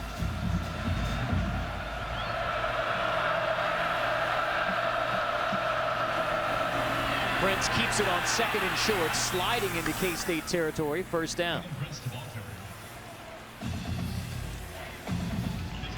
Well, Brock, you mentioned it, 5 seniors on the offensive line for UCLA, but it is a group that still doesn't have a lot of playing experience. The one guy you're going to get back is Mike Harris, the right tackle. That is a 1-game suspension. Jeff Baca, the left guard, started a lot of football games, has both academic issues as well as a stress fracture. We have a Mormon mission and then a severe injury to the center. He is out the season, Mayavala. And yet the group right now for UCLA opening up holes. Penalty flag down on first down. Marvray slips on the turf after a 3-yard gain. We'll check out the penalty. Legal formation on the offense. Too many men in the backfield. 5 yards. First down. Again, one of those first game mistakes. UCLA had created some momentum on the ground, almost 10 yards a carry the last 3 rushes. One thing does stand out. We all watched USC in Hawaii, and you're wondering in LA. Rick Neuheisel, this is your time. USC, they're on probation for 4 years. Just watching these first 3 quarters, the top-end talent at the skill position level between the USC and UCLA, I still think there's a large differentiation in favor of the Trojans. First and 15, clock rolling under 10 seconds as Franklin gets shoved back on what will be the last play of the 3rd quarter. So both offenses take advantage in the 3rd quarter. A touchdown for K-State, field goal for UCLA, field goal for the Wildcats. We go to the 4th in a tight game. It's another perfect day out here today. Can I get you anything else? We gotta get back to work. Whoa, I spoke too soon. This just in. A freak storm is blowing into the area. We're going to be experiencing hurricane-force winds and dense fog, followed by sheets of driving rain. Stay inside, hunker down, grab a beer. This is going to be a long one. Buffalo Wild Wings. You have to be here. We're receiving reports of hail the size of... Oh, boy. How new is the new Edge with My Ford Touch? Well, you could never do this before. Hello. Or this. Or this. You definitely couldn't do this. Play Kate's Mix. Or this. Temperature 72 degrees. Say hello to the new Edge with My Ford Touch. Quite possibly the world's smartest crossover. 3, 2, 1. ABC Wednesday, September 22nd. A totally new kind of legal drama will take you behind the scenes of a case. We discredit their eyewitness. What does he know that we don't? Like never before. I would convict your daughter's killer. You got me to defend you against this witch hunt. Rob Morrow, Maura Tierney. Go beyond the verdict. We find the defendant to uncover what really happened. ABC's The Whole Truth. Series premiere Wednesday, September 22nd on ABC. Mitsubishi Lancers, exciting cars, great prices, and Murdoch Manhattan has them all. From the 4-door, surprisingly affordable Lancer ES, all the way to the incredibly sporty Lancer Sportback GTS, with its 52 cubic feet of storage and built-in Bluetooth. Choose the incentive that best fits you. 0% financing for 60 months or $1,500 cash rebate. Visit Murdoch Manhattan, this region's Mitsubishi dealer. Murdoch Manhattan, Highway 24 and McCall Road in East Manhattan, or MurdochManhattan.com. Since 1979, Midwest Coating has solved thousands of roof leaks in Topeka and the surrounding communities, applying the world's best roof, the Durolast roofing system. Hundreds of satisfied customers call Midwest Coating because they know that they'll get the trained staff along with the best solution to end their roofing problems. Durolast has the highest rating for energy efficiency and carries the best industry-leading commercial warranty. So if you're tired of throwing money at roof maintenance and repairs, call Midwest Coating today. Your roof leak stops here. Weekdays at 11 on 49 ABC.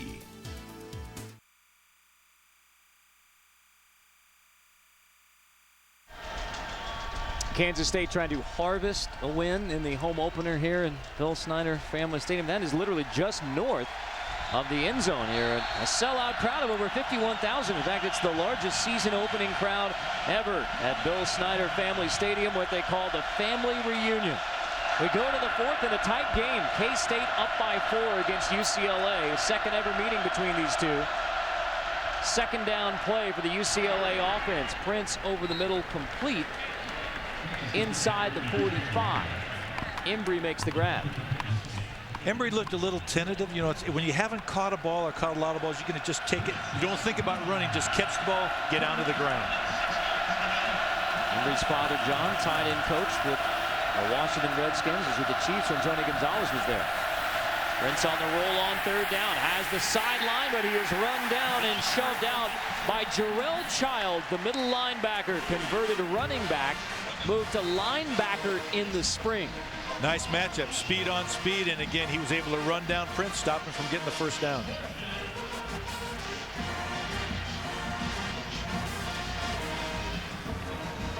UCLA forced to punt to begin this fourth quarter. Their only possession of the second half was the field goal drive, the 36-yarder from Forbath. So now it's lock on. Hartman back to receive the punt for Kansas State.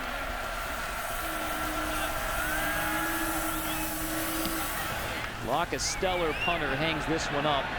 Hartman lets it bounce inside the 5, where Kansas State will take over the football as we look at our Pacific Life game summary.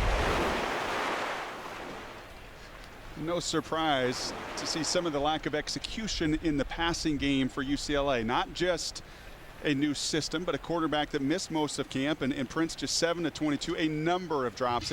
Off the top of my head, Mike, at least 6-7 drops within those 15 incompletions. And Daniel Thomas very quietly getting close to his career high of 180, already at 140 through 3 quarters. Thomas back in his own end zone. Carson Kaufman, we saw him getting some treatment after the last series, back out under center for Kansas State. 1st and 10 from inside the Wildcats' own 5. Thomas on the counter for a 3-yard gain. Daniel Thomas today, one of the strongest running backs we've seen. Versatile, gets outside, does not go down. He knocks his own players down, keeps rumbling and going, not stumbling, just rumbling. And again, he's got the speed to get outside, get in the end zone. He has it all. For a guy who played quarterback in high school and community college. Now Kaufman comes out of the game for 2nd down, so it's Colin Klein, the sophomore backup quarterback who played wide receiver as a redshirt freshman a year ago for Kansas State.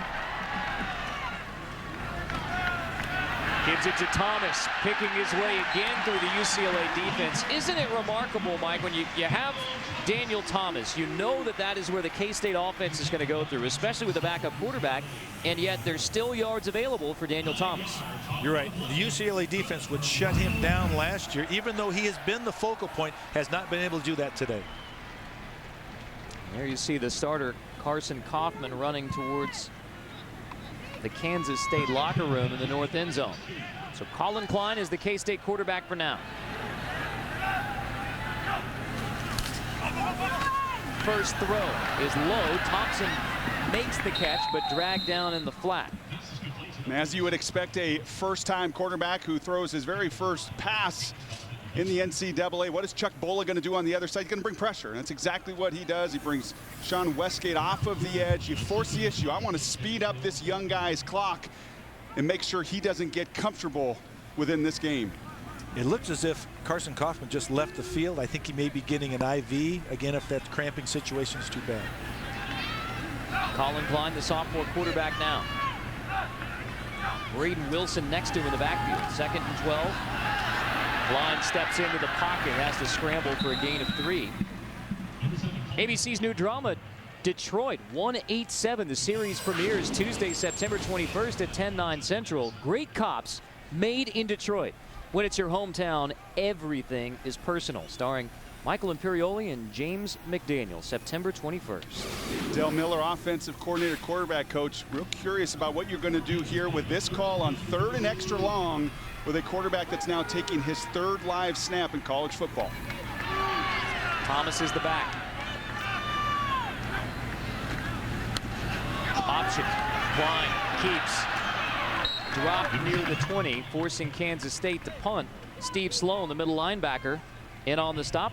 Patrick Larimore there for the tackle for UCLA. And I think that's the right call. You have a guy that's played receiver last year, a dual threat quarterback in high school. I don't want that quarterback to make reads. I don't want him to see blitzes and decipher all the things that UCLA could throw at you at that opportunity. That's a good call by Del Miller. Put the ball in his hands, see if he can make a play with his athleticism. Trust his legs as opposed to his arm in that situation. Without Carson Kaufman, it's a punt coming from Ryan Dorr. 5th Kansas State punt of the game. Embry makes the catch at the 41. He appeared to be interfered with. And now here comes the flag. There's no halo rule around that punt returner anymore in college football, but you can't interfere with the punt returner's opportunity to catch the football. And any contact is 15 yards. The two veteran coaches here, different perspectives. Snyder saying he was blocked into him. Neuheisel out barking for the call. Kick catch interference. Kicking team number 2. 15-yard penalty. First down. Timeout on the field.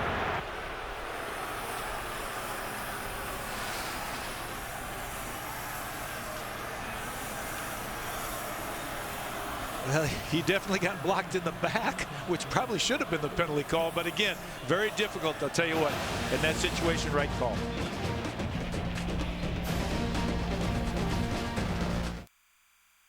You're watching ESPN College Football on ABC, presented by Buffalo Wild Wings.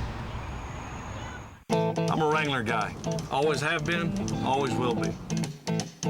I was wearing Wranglers long before I went pro, and I've stuck with them ever since. They just fit the way jeans should fit. Relaxed and comfortable. That's my Wrangler story. What's yours? Wrangler 5-star premium denim jeans. I gotta say, nothing beats Wrangler comfort. For long-lasting comfort, the right choice is Wrangler. Wrangler, real comfortable jeans. I'm the 4th-string quarterback. But due to a pregame meal of all-you-can-eat calamari, now I'm the 1st-string quarterback. But I'm also a transfer student, so I'm a little lost.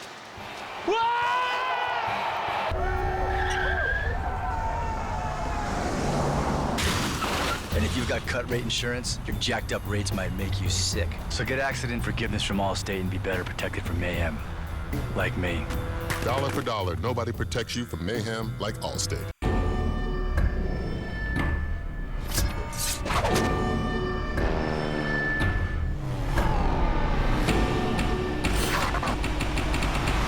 Time's up.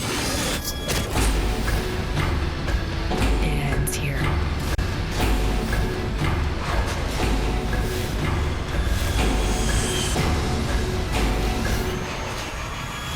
Resident Evil Afterlife in 3D. Rated R in Real D and IMAX 3D. ABC congratulates Modern Family, winner of 6 Emmy Awards, including Best Comedy and Best Supporting Actor Eric Stonestreet. Surprise! ABC's Modern Family, The Return, Wednesday, September 22nd on ABC. Laugh on. When was the last time we did something together as a family? We are going to take a sunset tour of the rainforest. Hold on! ABC Tuesday, September 28th. Something has happened to us. One family will go from ordinary to extraordinary. You two are freaky. ABC's No Ordinary Family premieres Tuesday, September 28th on ABC. Penalties have an enormous impact in field position. Watch the block in the back there. At the 40, when it's a 10-yard penalty, the ball should be at the 31. Instead, the call is interference. The ball is here. The ball should be here. Based on that replay, significant penalty, huge change in real estate. Allowing UCLA the football in K-State territory from inside the 45. Play fake. Prince tucks it, scrambles for a pickup of 3, maybe 4, loose football. The officials, referee is signaling the ball down. Again, Prince making something out of nothing. Covered down the field, tucks it, and gets 3 to 4 yards. Contact, second down. Prince down by contact is the call. Harold makes the tackle.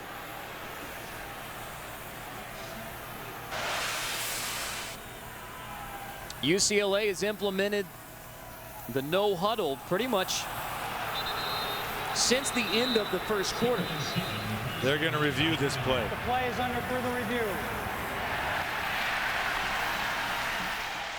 The question is whether he had possession of the football. It was hit, but he still had, I think, again, the look we see, and we can watch it right here, as he's getting hit from that side, the ball's out a little bit, rip and strip, but I think he's got it cradled in his arm, and I think the ground cannot cause the fumble. I would say the play should stand. And once again, that's defensive end Brandon Harold, very active today. Missed most of last year. Is there any movement with the football before Kevin Prince's right knee hits the ground?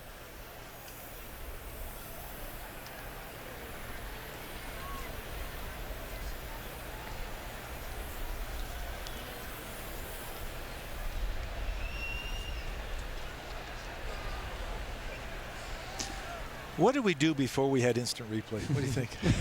Wrote about it in the papers for weeks. Yeah.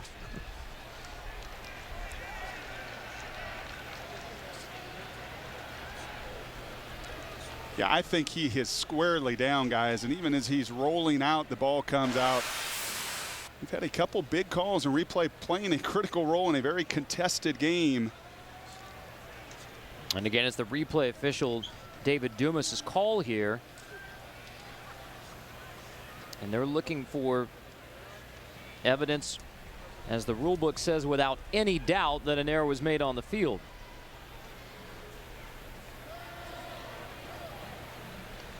Video evidence convincing the replay official beyond all doubt that the ruling was incorrect. That's what the rule book says is the only way you overturn a call. 10 minutes to go in this game. You've been in the position of both of these head coaches. You just saw the shot of them. What's going through their minds right now? Well, it's just the game of football. You got the call, the questionable call on the punt return. You've got this call right now. I'll tell you what. I'm going to say something on behalf of the officials. Even with instant replay, they're right more than 90% of the time on their initial calls. After further review, the runner was losing control prior to being down. The ball was recovered by the defense at the 38-yard line. It'll be Kansas State ball, 1st and 10 on the 38. Timer, please reset And the all game the best clock. laid plans of 10 mice and minutes, men go right 35 down the seconds. tubes. The ball was starting to come out. You heard Scott Novak say in an excellent explanation that the ball was beginning to come loose as Prince hit the ground, and a great job of explaining why this was overturned. Right there, you see he did not have control. That was the swipe knocked the ball out. It wasn't the ground that caused that fumble. But then it almost looked like he regained it as he rolled through the end of the play. A lot to differentiate there.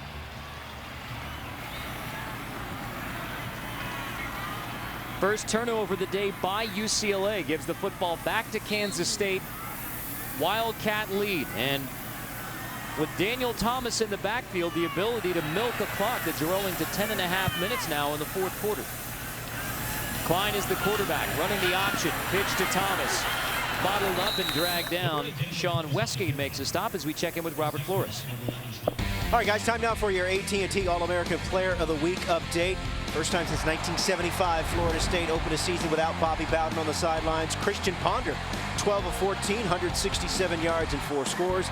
You can text VOTE to 345-345 from your phone and for a chance at a trip to the national championship. Back to the Little Apple. I think I might text in Kenyon Barner as my nominee for Player of the Week. Broderick Smith with the 2nd down carry, so already 3rd and long coming up for K-State. We talked so much in the pregame about the quarterback situation at UCLA, and Kevin Prince, an injured and missing camp, and Richard Breho. Would he be ready to step in the gap if called upon? It turns out the other way. Carson Kaufman knocked out of this game, be it cramps or otherwise. And now Colin Klein getting his very first reps as a quarterback. Klein, the sophomore from Loveland, Colorado, who was used as a wide receiver last year. In fact, 6 catches makes him the leading returning wide receiver. And here he is, a QB. Pressured on 3rd down, Akeem Ayers with the sack. The playmaker in that Joker package for UCLA.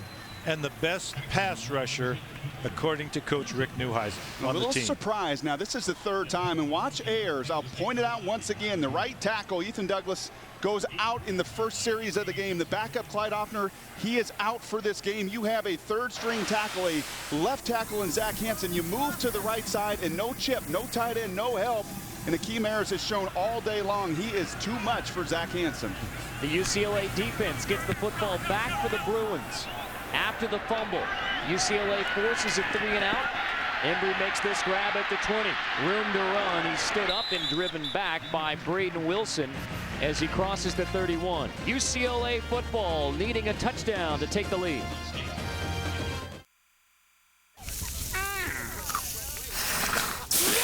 Always getting attention, but some of you still don't know quack about.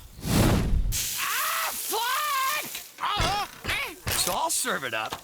If you get sick or hurt, Aflac pays you cash fast to help pay for things major medical insurance doesn't, like rent, car payments, and groceries.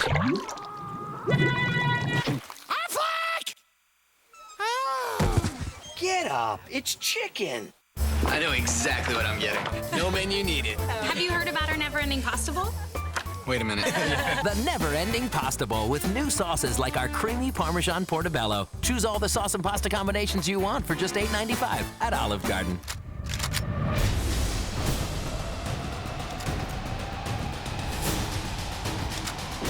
What side are you on?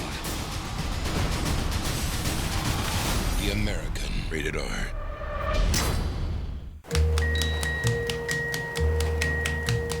Every day it's a getting closer, going faster than a roller coaster. Love like yours will surely come my way.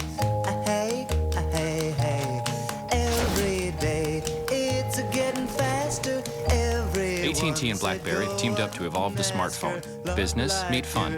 Fun, business. AT&T. Rethink possible. Today's AT&T All-America Flashback, Mike Hart. On October 23, 2004, this workhorse running back carried the ball 33 times for 206 yards. Hart scored Michigan's only touchdown that day, catapulting the Wolverines to a 16-14 victory over the Purdue Boilermakers. Text VOTE to 345-345 on your AT&T wireless phone to play All-America Trivia for a chance to win a trip to the national championship game. ESPN's College Football on ABC. Brought to you by Buffalo Wild Wings. You have to be here. Ing, the new business card from Chase. Make your mark with Ing. And Bud Light Lime, the drinkability of Bud Light with the refreshing taste of lime. Well, just like you've come to expect in Manhattan, Kansas, it's a sellout crowd here on the campus of Kansas State University at Bill Snyder Family Stadium. Over 51,000 here to see the Wildcats open their season against UCLA. And just like we expected, 8:34 to go in the fourth. And we have one of the few close football games of the opening weekend of the 2010 college football season. It's UCLA football, Bruins trailing by 4. Malcolm Jones, the true freshman ball carrier, with a minimal gain as we go back to our All-State good hands play. And again, the guy who just made that tackle also lays out what a great catch. He truly has great hands. That was David Garrett with the interception. That was the first UCLA turnover. Fumble on the last possession was the second UCLA turnover. Reverse again. Pitch goes to Josh Smith. Big block on the outside. One man to beat. Smith cuts it back. It's Hartman who saves the touchdown. Tyson Hartman running down Josh Smith off the reverse, but still a huge gain for Smith, the Colorado transfer. And I was waiting for this. As active as Kansas State has been today, with all of this flow, always moving, very active, a step ahead. Now, how do you counteract that? How do you counteract all of that speed? Well, you do it with reverse, and a huge play from Josh Smith. 43-yard pickup by Josh Smith. Bruins inside the 30. Prince pulls it down. Prince, behind a block from the tight end Corey Harkey, picks up 3. Nice job by Felder to not allow him to turn up inside. He had a hole there. Felder closed, made him run to the sideline. You know, that play before is a high risk, high reward play. They got the reward for it here in the fourth quarter.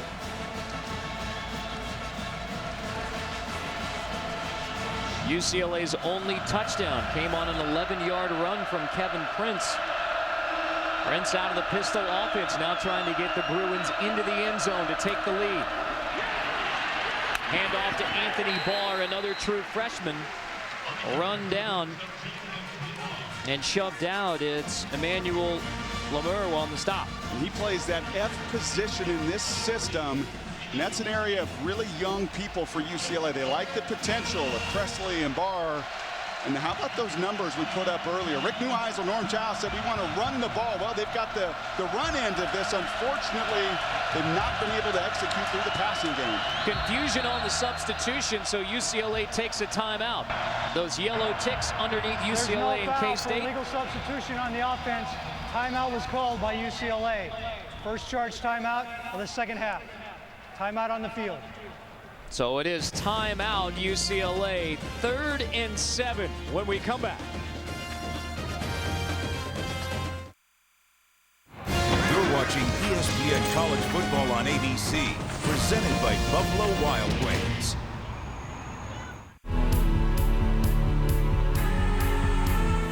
Every time I think about you, baby, it's like a movie in my head that drives me crazy. Put a refreshing spin on your summer.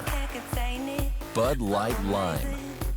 The just right taste of Bud Light with a refreshing splash of 100% natural lime flavor.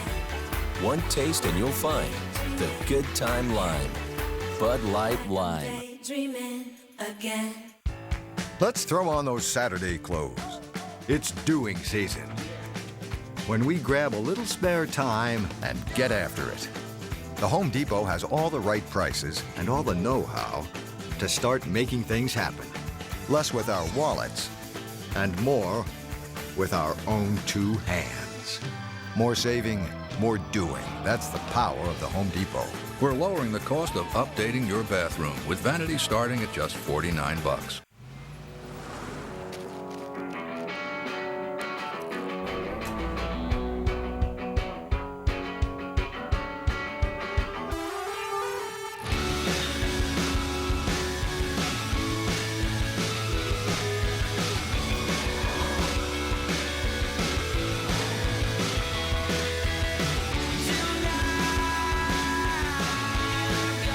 Get what you crave. Doritos Late Night Cheeseburger. Saturday Night Football on ABC. LSU North Carolina tonight at 8 Eastern. I can see it in your eyes. You don't really care, but I feel like you do. ABC, Tuesday, September 21st. Detroit PD! Great cops are made in Detroit. Look at me. Those kids are gonna be okay. Detective Fitch broke the mold. Watch out! All right? Nobody understands the guy, but he gets results. They really call you Speedy, huh? Guess they mean that ironically. Michael Imperioli stars. ABC's Detroit 187. Series premiere Tuesday, September 21st on ABC. When Kansas State gets the football back, they may have their starting quarterback back. Carson Kaufman jogging back to the K-State sideline, but for now, UCLA football, 3rd and 7 inside the K-State 25. Kevin Prince to the end zone. Incomplete. 4th down coming up. Okay, it's decision time as a coach. Again, up here, I go for it. Down there on the field, I kick the field goal because they got the best field goal kicker. Puts us within 1 point, and I'm going to rely on my defense. And look at Rick Neuheisel. We saw Prince earlier in the face of his receiver, Rick Neuheisel, telling him, get rid of that ball earlier, put it on the back shoulder. Prince saying, Coach, it was double post. There's nowhere to go. Just make a decision a little bit quicker. 42-yard attempt coming from Kai Forbath. He's made from 44 and 35.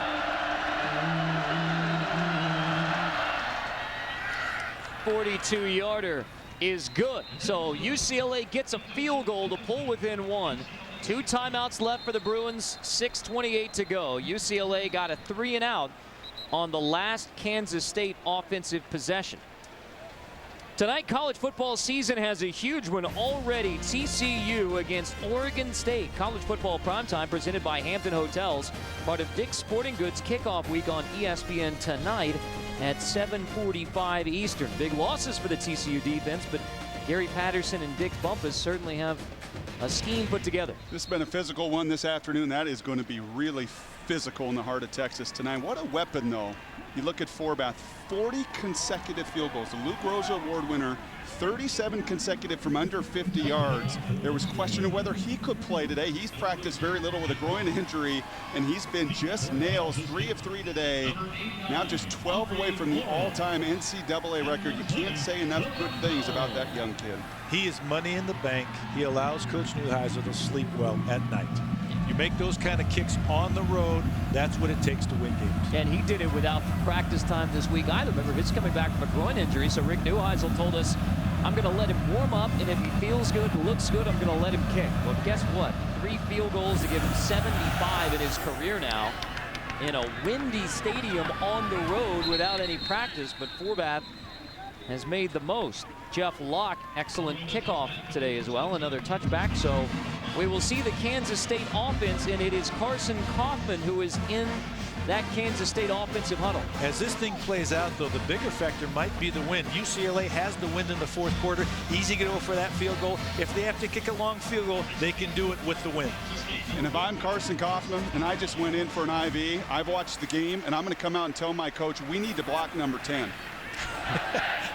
No question, wherever he lines up.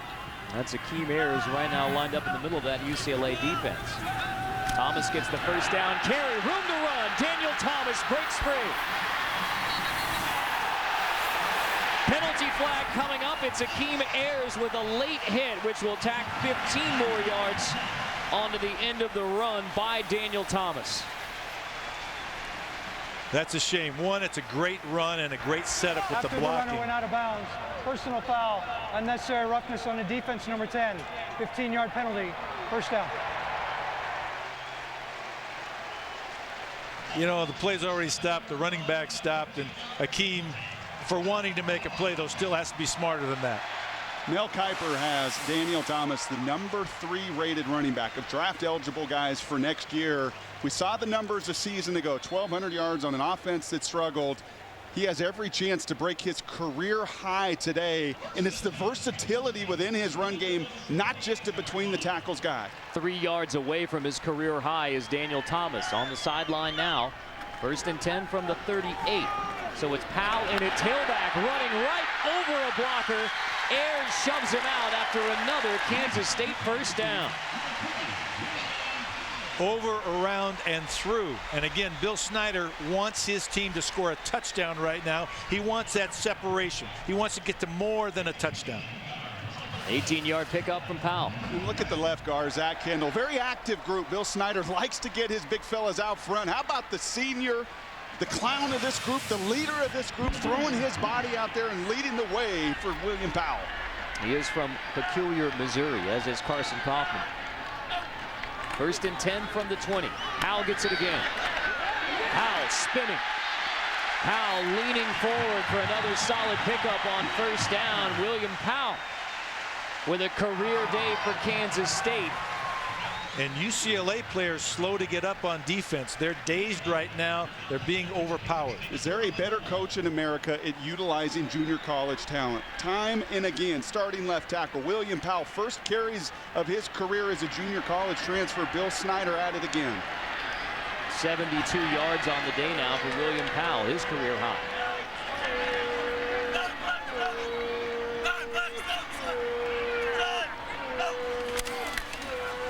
Kaufman running the option on 2nd and 1. Can't get to the corner. He's shoved out. Damian Holmes with a containment. 2 things there. 2 little subtleties. We've talked about the details of the game at the quarterback position. He looked at the play clock. He realized where he's at this juncture in the game, and he milked that play clock all the way down to 2 seconds. And then on the option, instead of running out of bounds, these critical 30 seconds, credit there the 5th-year senior for understanding the little nuances to the game. We're talking right now about running the clock. Run that clock. Daniel Thomas back in for 3rd and 2.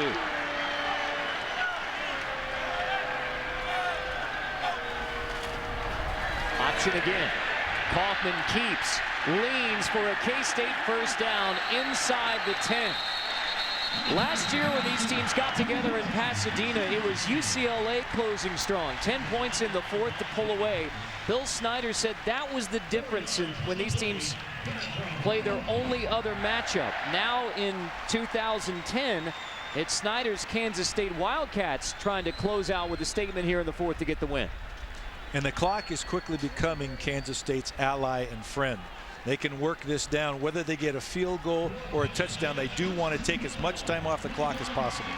Bruins still have 2 timeouts, but the clock rolling under 4 minutes now. Wildcat formation, Daniel Thomas. Flag before delay game on the offense. 5-yard penalty, first down. Stopping the clock at 3:51. Bill Snyder just points to the clock. Daniel, please keep an eye out. He's a former quarterback too. I'm sure they've talked about that. He should probably know that. You don't want to stop that clock. Keyword there is former. You have 19 on the play clock right now. You have got to, as a quarterback, and I like to break the huddle at 15. I don't like to see the linemen sitting there, but you have got to milk every second of this play clock. Wildcat again. Thomas will take the direct snap. On first down, Thomas cuts it outside with Kaufman blocking for him on the edge. Gain of 3, but it keeps the clock rolling, approaching 3 minutes. He stayed in bounds, and this is the chess match now. Do you start calling timeouts on defense to protect that time? But UCLA's used one already. They only have 2 left. This is the time I'm aggressive. It's 2nd and 10. This is the time with all of this run. I would love to see a play action pass and make sure Kaufman knows where to go with the football. Charge in the second half. Kansas State with 2:58 to go. So 1 timeout left for the Wildcats. 1-point game, 2:58 to go. Can the Wildcats close it out? Down by 7. Final play for Detroit. Only thing that would make this any better is overtime. They'll need a miracle to win this football game. Harris slot right, drops back. Hines takes the pass at the 30. With the seam! Wow! Can you believe it? 1 man to beat! We're headed to overtime! Buffalo Wild Wings, you have to be here. Field goal for the win! Oh! Hey, what's going on? Doing the shipping. Man, it would be a lot easier if we didn't have to weigh them all. If those boxes are under 70 pounds, you don't have to weigh them. With these Priority Mail flat rate boxes from the Postal Service, if it fits, it ships anywhere in the country for a low flat rate. No way. Nope. No way? Yeah. No way. Sure. No way? No way. Yes way, no way. Priority Mail flat rate box shipping starts at $4.95, only from the Postal Service. A simpler way to ship. Beer and wine and cupcakes. I was doing the corporate grind like everyone else. But to be successful, I knew I had to be different. Ink, ink, ink, ink, ink. I mean, I love that card. It does things differently, too. Great customer service, going above and beyond to help me out as a small business. It's accepted in twice as many places around the world as American Express. And if I ever need to give my employees ink cards, they're free. Make your mark with ink. Chase what matters. Go to chase.com/ink. It's the Fusion Pro Glide Challenge. Woo! Hey, man, how you doing? How's your shave? Kind of like tugging and pulling. See how shaving can cause irritating tug and pull? That's why Gillette's introducing the revolutionary new Fusion Pro Glide. It glides, like literally. Now Fusion Pro Glide has been engineered with Gillette's thinnest blades ever, so it glides for less tug and pull. Turn shaving into gliding and skeptics into believers. New Fusion Pro Glide. And warm up before you shave for incredible comfort with new Pro Series Thermal Scrub. Sellout crowd here in Manhattan, Kansas, hoping to celebrate a Kansas State win. 1-point lead right now. Only touchdown of the first half was Daniel Thomas, the senior from Hilliard, Florida, into the end zone after a K-State fumble. Kevin Prince 11 yards out for UCLA. William Powell with his career day, 72 rushing yards for the senior from Navarro College, his second year as a Wildcat. Kai Forbath has kept UCLA in it with a 3-for-3 field goal performance. Daniel Thomas with 185, tying his career high set last year versus Kansas. And he lines up in the Wildcat for the Wildcats on 2nd and 10. The jump pass, he comes down with it. Traveling was nearly called, but Thomas hangs on to it and picks up 5 to the 5. You know, he got some hang time on that jump. There was just nobody open. I'll have to tackle the guy at the line of scrimmage. As we see this, there's the pump. He runs up, jumps up. Nobody there. Wow. He's up in the air for a while. Can't move, does a nice job of gaining some positive ground. One of the things that's interesting, too, if, in fact, K-State scores here, what is UCLA's 2-minute offense? Is Kevin Prince had any time to practice that with his receivers? They haven't shown great chemistry yet today. Thomas gets his career high now. We said beginning of the broadcast he may be the best running back you've never heard of. You should know him now. Play clock running down. Kansas State. Timeout, Kansas State. Second charge of the second half. 30-second timeout. 1 timeout left for Kansas State. So Wildcats have only 1 remaining. Monday night, catch a potentially season-defining game for 3rd-ranked Boise State going up against 10th-ranked Virginia Tech. The All-State kickoff in the Capitol, part of Dick's Sporting Goods Kickoff Week on ESPN Monday at 8 Eastern. Kellen Moore last year, 39 touchdowns against 3 interceptions. Exceptional efficiency from the Boise QB. You know, we talked about unforced errors in a first game, and those situations right now, you're seeing them. More games are lost than are won. Who can manage this game at the end? This is 3rd and goal from the 5. Carson Kaufman took last series off. It was a 3-and-out. Kaufman, Daniel Thomas, William Powell guiding the Kansas State offense down to the 5. Play fake. Touchdown, K-State, Broderick Smith.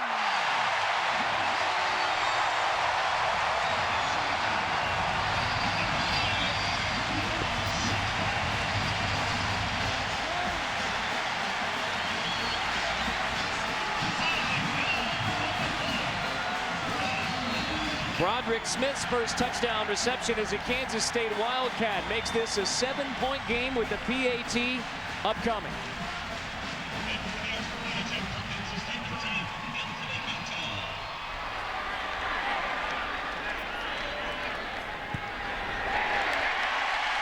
Eight-point game.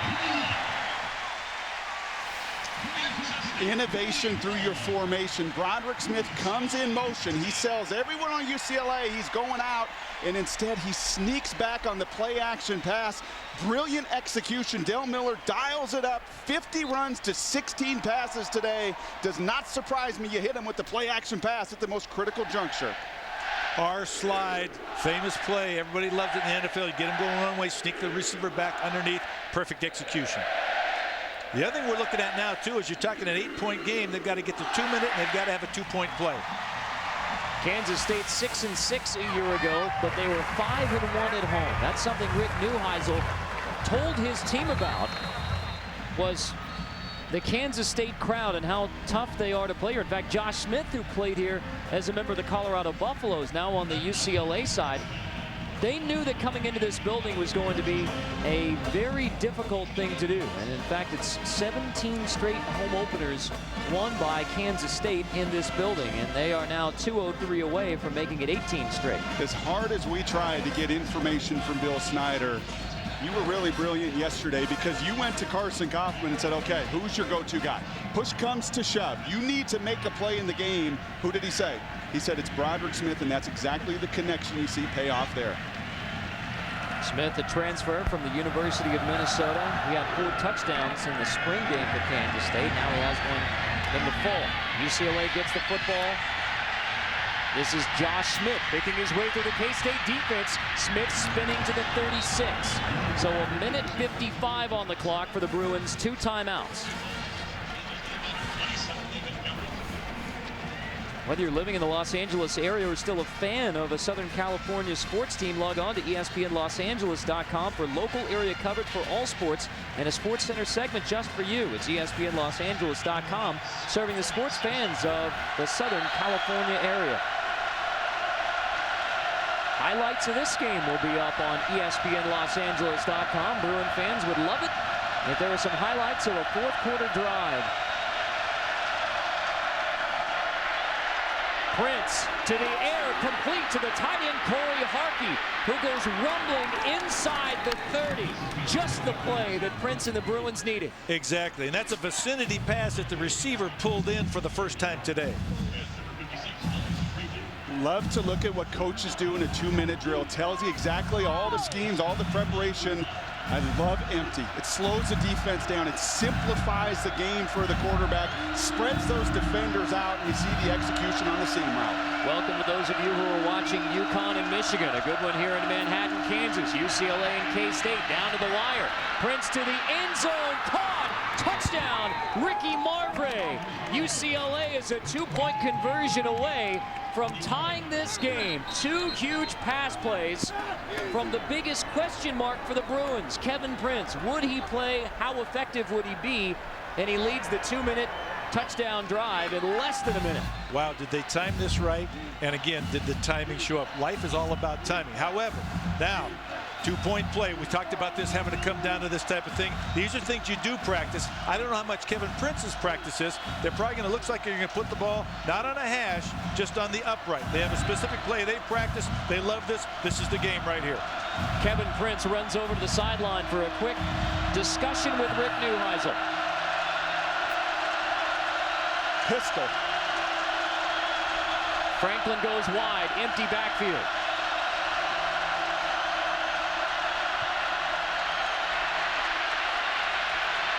Prince tosses incomplete, intended for Embry. Kansas State retains the lead with 1:19.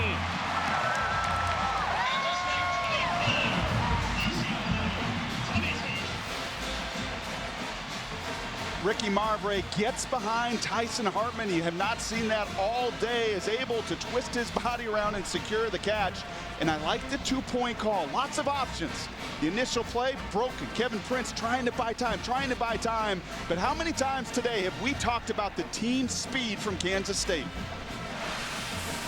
Great job. Now you assume you got to have the onside kick. Another thing you practice, and you get a chance to see it on the turf. There's great bounces. I have not seen whether they do the pot method or they're going to kick it across the field, but I would assume we're looking at onside kick right now. Prince wants the football back.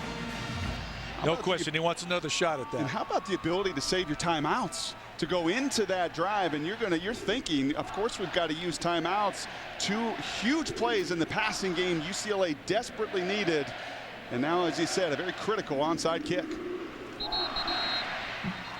Well, what began as a defensive struggle between UCLA and Kansas State has turned into an offensive shootout. The number's not great for Kevin Prince, but he makes the connections when he has to. Akeem Ayers, the defensive star. Daniel Thomas, last year the Big 12's leading rusher, has a career-high 190 today. And just look at that number, 50 rushes, 271 yards. Sat in that office the other day with Coach Snyder, and he said, we want to have balance. We'd like to get away from what we did last year, have balance. Not the case today. This may not be an onside kick. Looking at this formation, yes, they're going to go now, because they still have 2 timeouts. Jeff Locke, the kicker.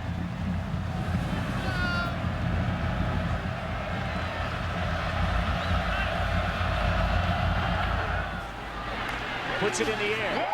Recovered by Kansas State. Wildcat football with 1:19. Tannehill with maybe the biggest play of his young career, recovering, catching the onside kick. How many times did we talk about UCLA's receivers today, waiting for the ball to get to them? Tannehill, perfect execution. High point. You go up like a rebound and snatch that ball out of the air. Power forward right there in basketball.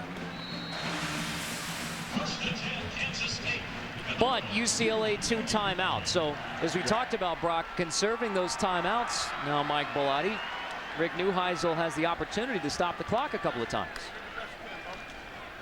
Kaufman, the quarterback, gives to Daniel Thomas, who already has his career high. As we welcome those of you joining us from the Kentucky-Louisville game. I'm actually surprised they're running the ball. I thought they could take a knee, but maybe with the, again, you know how much time is left with 2 timeouts. They probably want to try to get a first down. Timeout UCLA. So 1:12 to go in a tight game. Here's how we got here. It was Daniel Thomas with the first touchdown run, the only touchdown of the first half for K-State. It came on the opening possession of the ball game for the Wildcats. Thomas continuing to pick his way through the defense, and then William Powell with a career-high 76 rushing yards for Kansas State. Kaufman to Broderick Smith on the last K-State possession for a touchdown. A quick UCLA drive. Prince to the end zone, Marvray, and then needing a 2-point conversion. It's Prince scrambling, desperately trying to find an open receiver off the hands of Taylor Embry. And now it's Kansas State football, 2-point game, UCLA, 1 timeout left. Thomas nearing the first down across the 35. Timeout UCLA. Final timeout called by the Bruins. And you saw the Bruins trying to rip and strip. Sometimes when you do that, though, you forget to tackle the back. You got to tackle him, hold him up, and then the second and third guys have to come in and chop down or rip and strip the ball out. And if you're just joining us, those last two plays are indicative of the 60 minutes today. Kansas State establishing their will at the line of scrimmage, and Daniel Thomas, a career high, pushing 200 yards. Now just the forward lean to consistently gain that yardage. Nothing backwards today. As I said earlier, you can see clearly why Mel Kiper has him the #3 running back, eligible running back in next year's draft class. Begin the Doak Walker and perhaps Heisman talk for Daniel Thomas in his senior year, the converted junior college quarterback from Hilliard, Florida. So now, Mike Bellotti, you have 3rd down and 1 coming up here for UCLA. No timeouts left. I mean, is it an overstatement to say the Bruins have to get a stop on this 3rd down? They have to get a stop on this 3rd down. It's not an overstatement. It's the ultimate statement. 3rd and 1. Thomas, 1st down, touchdown, K-State. Daniel Thomas and the Wildcats run away from UCLA.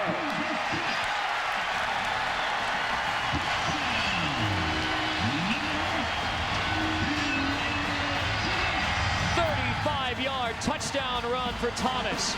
234 yards in the game, a new career high, and UCLA lets Thomas run free. It may have been a very costly play. That was Broderick Smith is down on the field. He looks like he's hurting very bad, and if so, that would be very difficult because he showed up today as their go-to guy from a receiver standpoint. And we have raved, and rightfully so, about Daniel Thomas, now well over 200, 220-plus yards, but gives some credit. I know he will. Maybe one of the quietest kids we have talked to in college football, but gives some credit to his fullback, Braden Wilson. He's had some monster matchups with Akeem Ayers, and once again, he wins this mano-a-mano battle, cuts down the stud linebacker, and Daniel Thomas does the rest. Kansas State shut out in the 4th quarter of last year's meeting in Pasadena as UCLA pulled away. Wildcats come up with a pair of touchdowns in the 4th quarter at home. And with a point after touchdown, a 9-point lead, and Kansas State is looking like a 1-0 football team in 2010 on a career day for Daniel Thomas.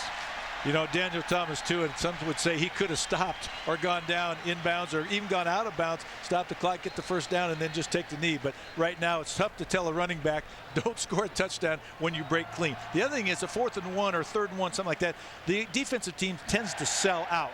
If, again, they don't make the tackle, oftentimes there is no second line of defense. They're all committing to the run at the front, at the line of scrimmage. Mano-a-mano battle. 6'4", 255. Akeem Ayers, 6'4", 240. Braden Wilson, and look at him rip the thigh pad away from Ayers. And see you later, Daniel Thomas.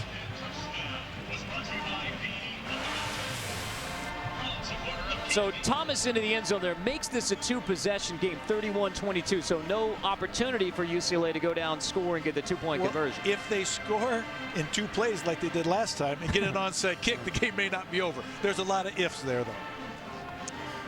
And that's why that point needs to be made. Wasn't it Brian Westbrook last year in the NFL that did? He did fall down at the 5.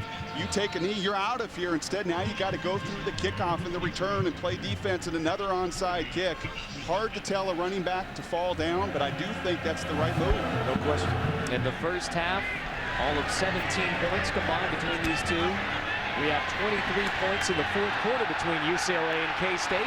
And what's turning into the shootout. Josh Smith on the return to the 28-yard line, but the Bruins have a lot of work to do in 52 seconds without a timeout, needing to go 72 yards, but that's exactly what they did quickly last time they had the football. Yeah, this will test a football team. This is, if it holds up, this is a tremendous win for Kansas State in terms of what they want to accomplish this season. At the same time, it's a competitive game for UCLA on the road, but they still have to get better, certainly in the areas we talked about, consistency and finishing. And a very difficult schedule to come. Prince dropped at the 21. No timeouts. UCLA can't stop the clock. It's Brazell Brown, the senior who moved from tight end last year, with a huge sack, all but clinching the K-State win.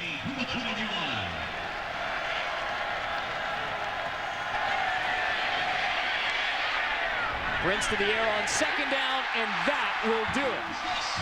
Terrence Sweeney with the interception on the floating pass from Kevin Prince. Kansas State football, 25 seconds left. Bruins don't have a timeout. Pretty exciting into a game here. I think the offenses woke up in that fourth quarter. Had a lot of fireworks both ways. As we mentioned, this is a difficult schedule upcoming for UCLA as you see the Prince interception. Simply trying to make a play. No one out there on the corner. This is going to be hugely disappointing back in LA. You've got Stanford, you've got Houston, you got to go to Texas this month of September. This was a game that Rick Neuheisel, third year of the program, the fan base in LA, I know desperately needed, desperately wanted. But Bill Snyder knows something about September. He knows something about playing here at home. How about 44-5 in the month of September for Bill Snyder? Circle October 7. Nebraska coming to Manhattan to play Kansas State. That is a huge one in the Big 12 North. K-State has a favorable schedule. They go to 1-0 with a 31-22 victory over UCLA. Final score, Kansas State 21, UCLA 22. Another season opening win for Kansas State and Bill Snyder, 31-22 on UCLA. It's a happy family reunion in Bill Snyder Family Stadium. The key matchup was going to be Daniel Thomas, and he delivered today. Whenever a back runs for 220 plus, you've got a great chance to win. Daniel Thomas, a career high. Kansas State wins it 1-0 in 2010. Bruins go to 0-1. Wildcats 31, UCLA Bruins 22. Join us tonight at 8 Eastern on ABC as college football continues with LSU versus North Carolina. For Mike Bellotti, Brock Heward, and our entire crew, I'm Carter Blackburn. The sellout crowd at Bill Snyder Family Stadium sees Kansas State defeat UCLA 31-22.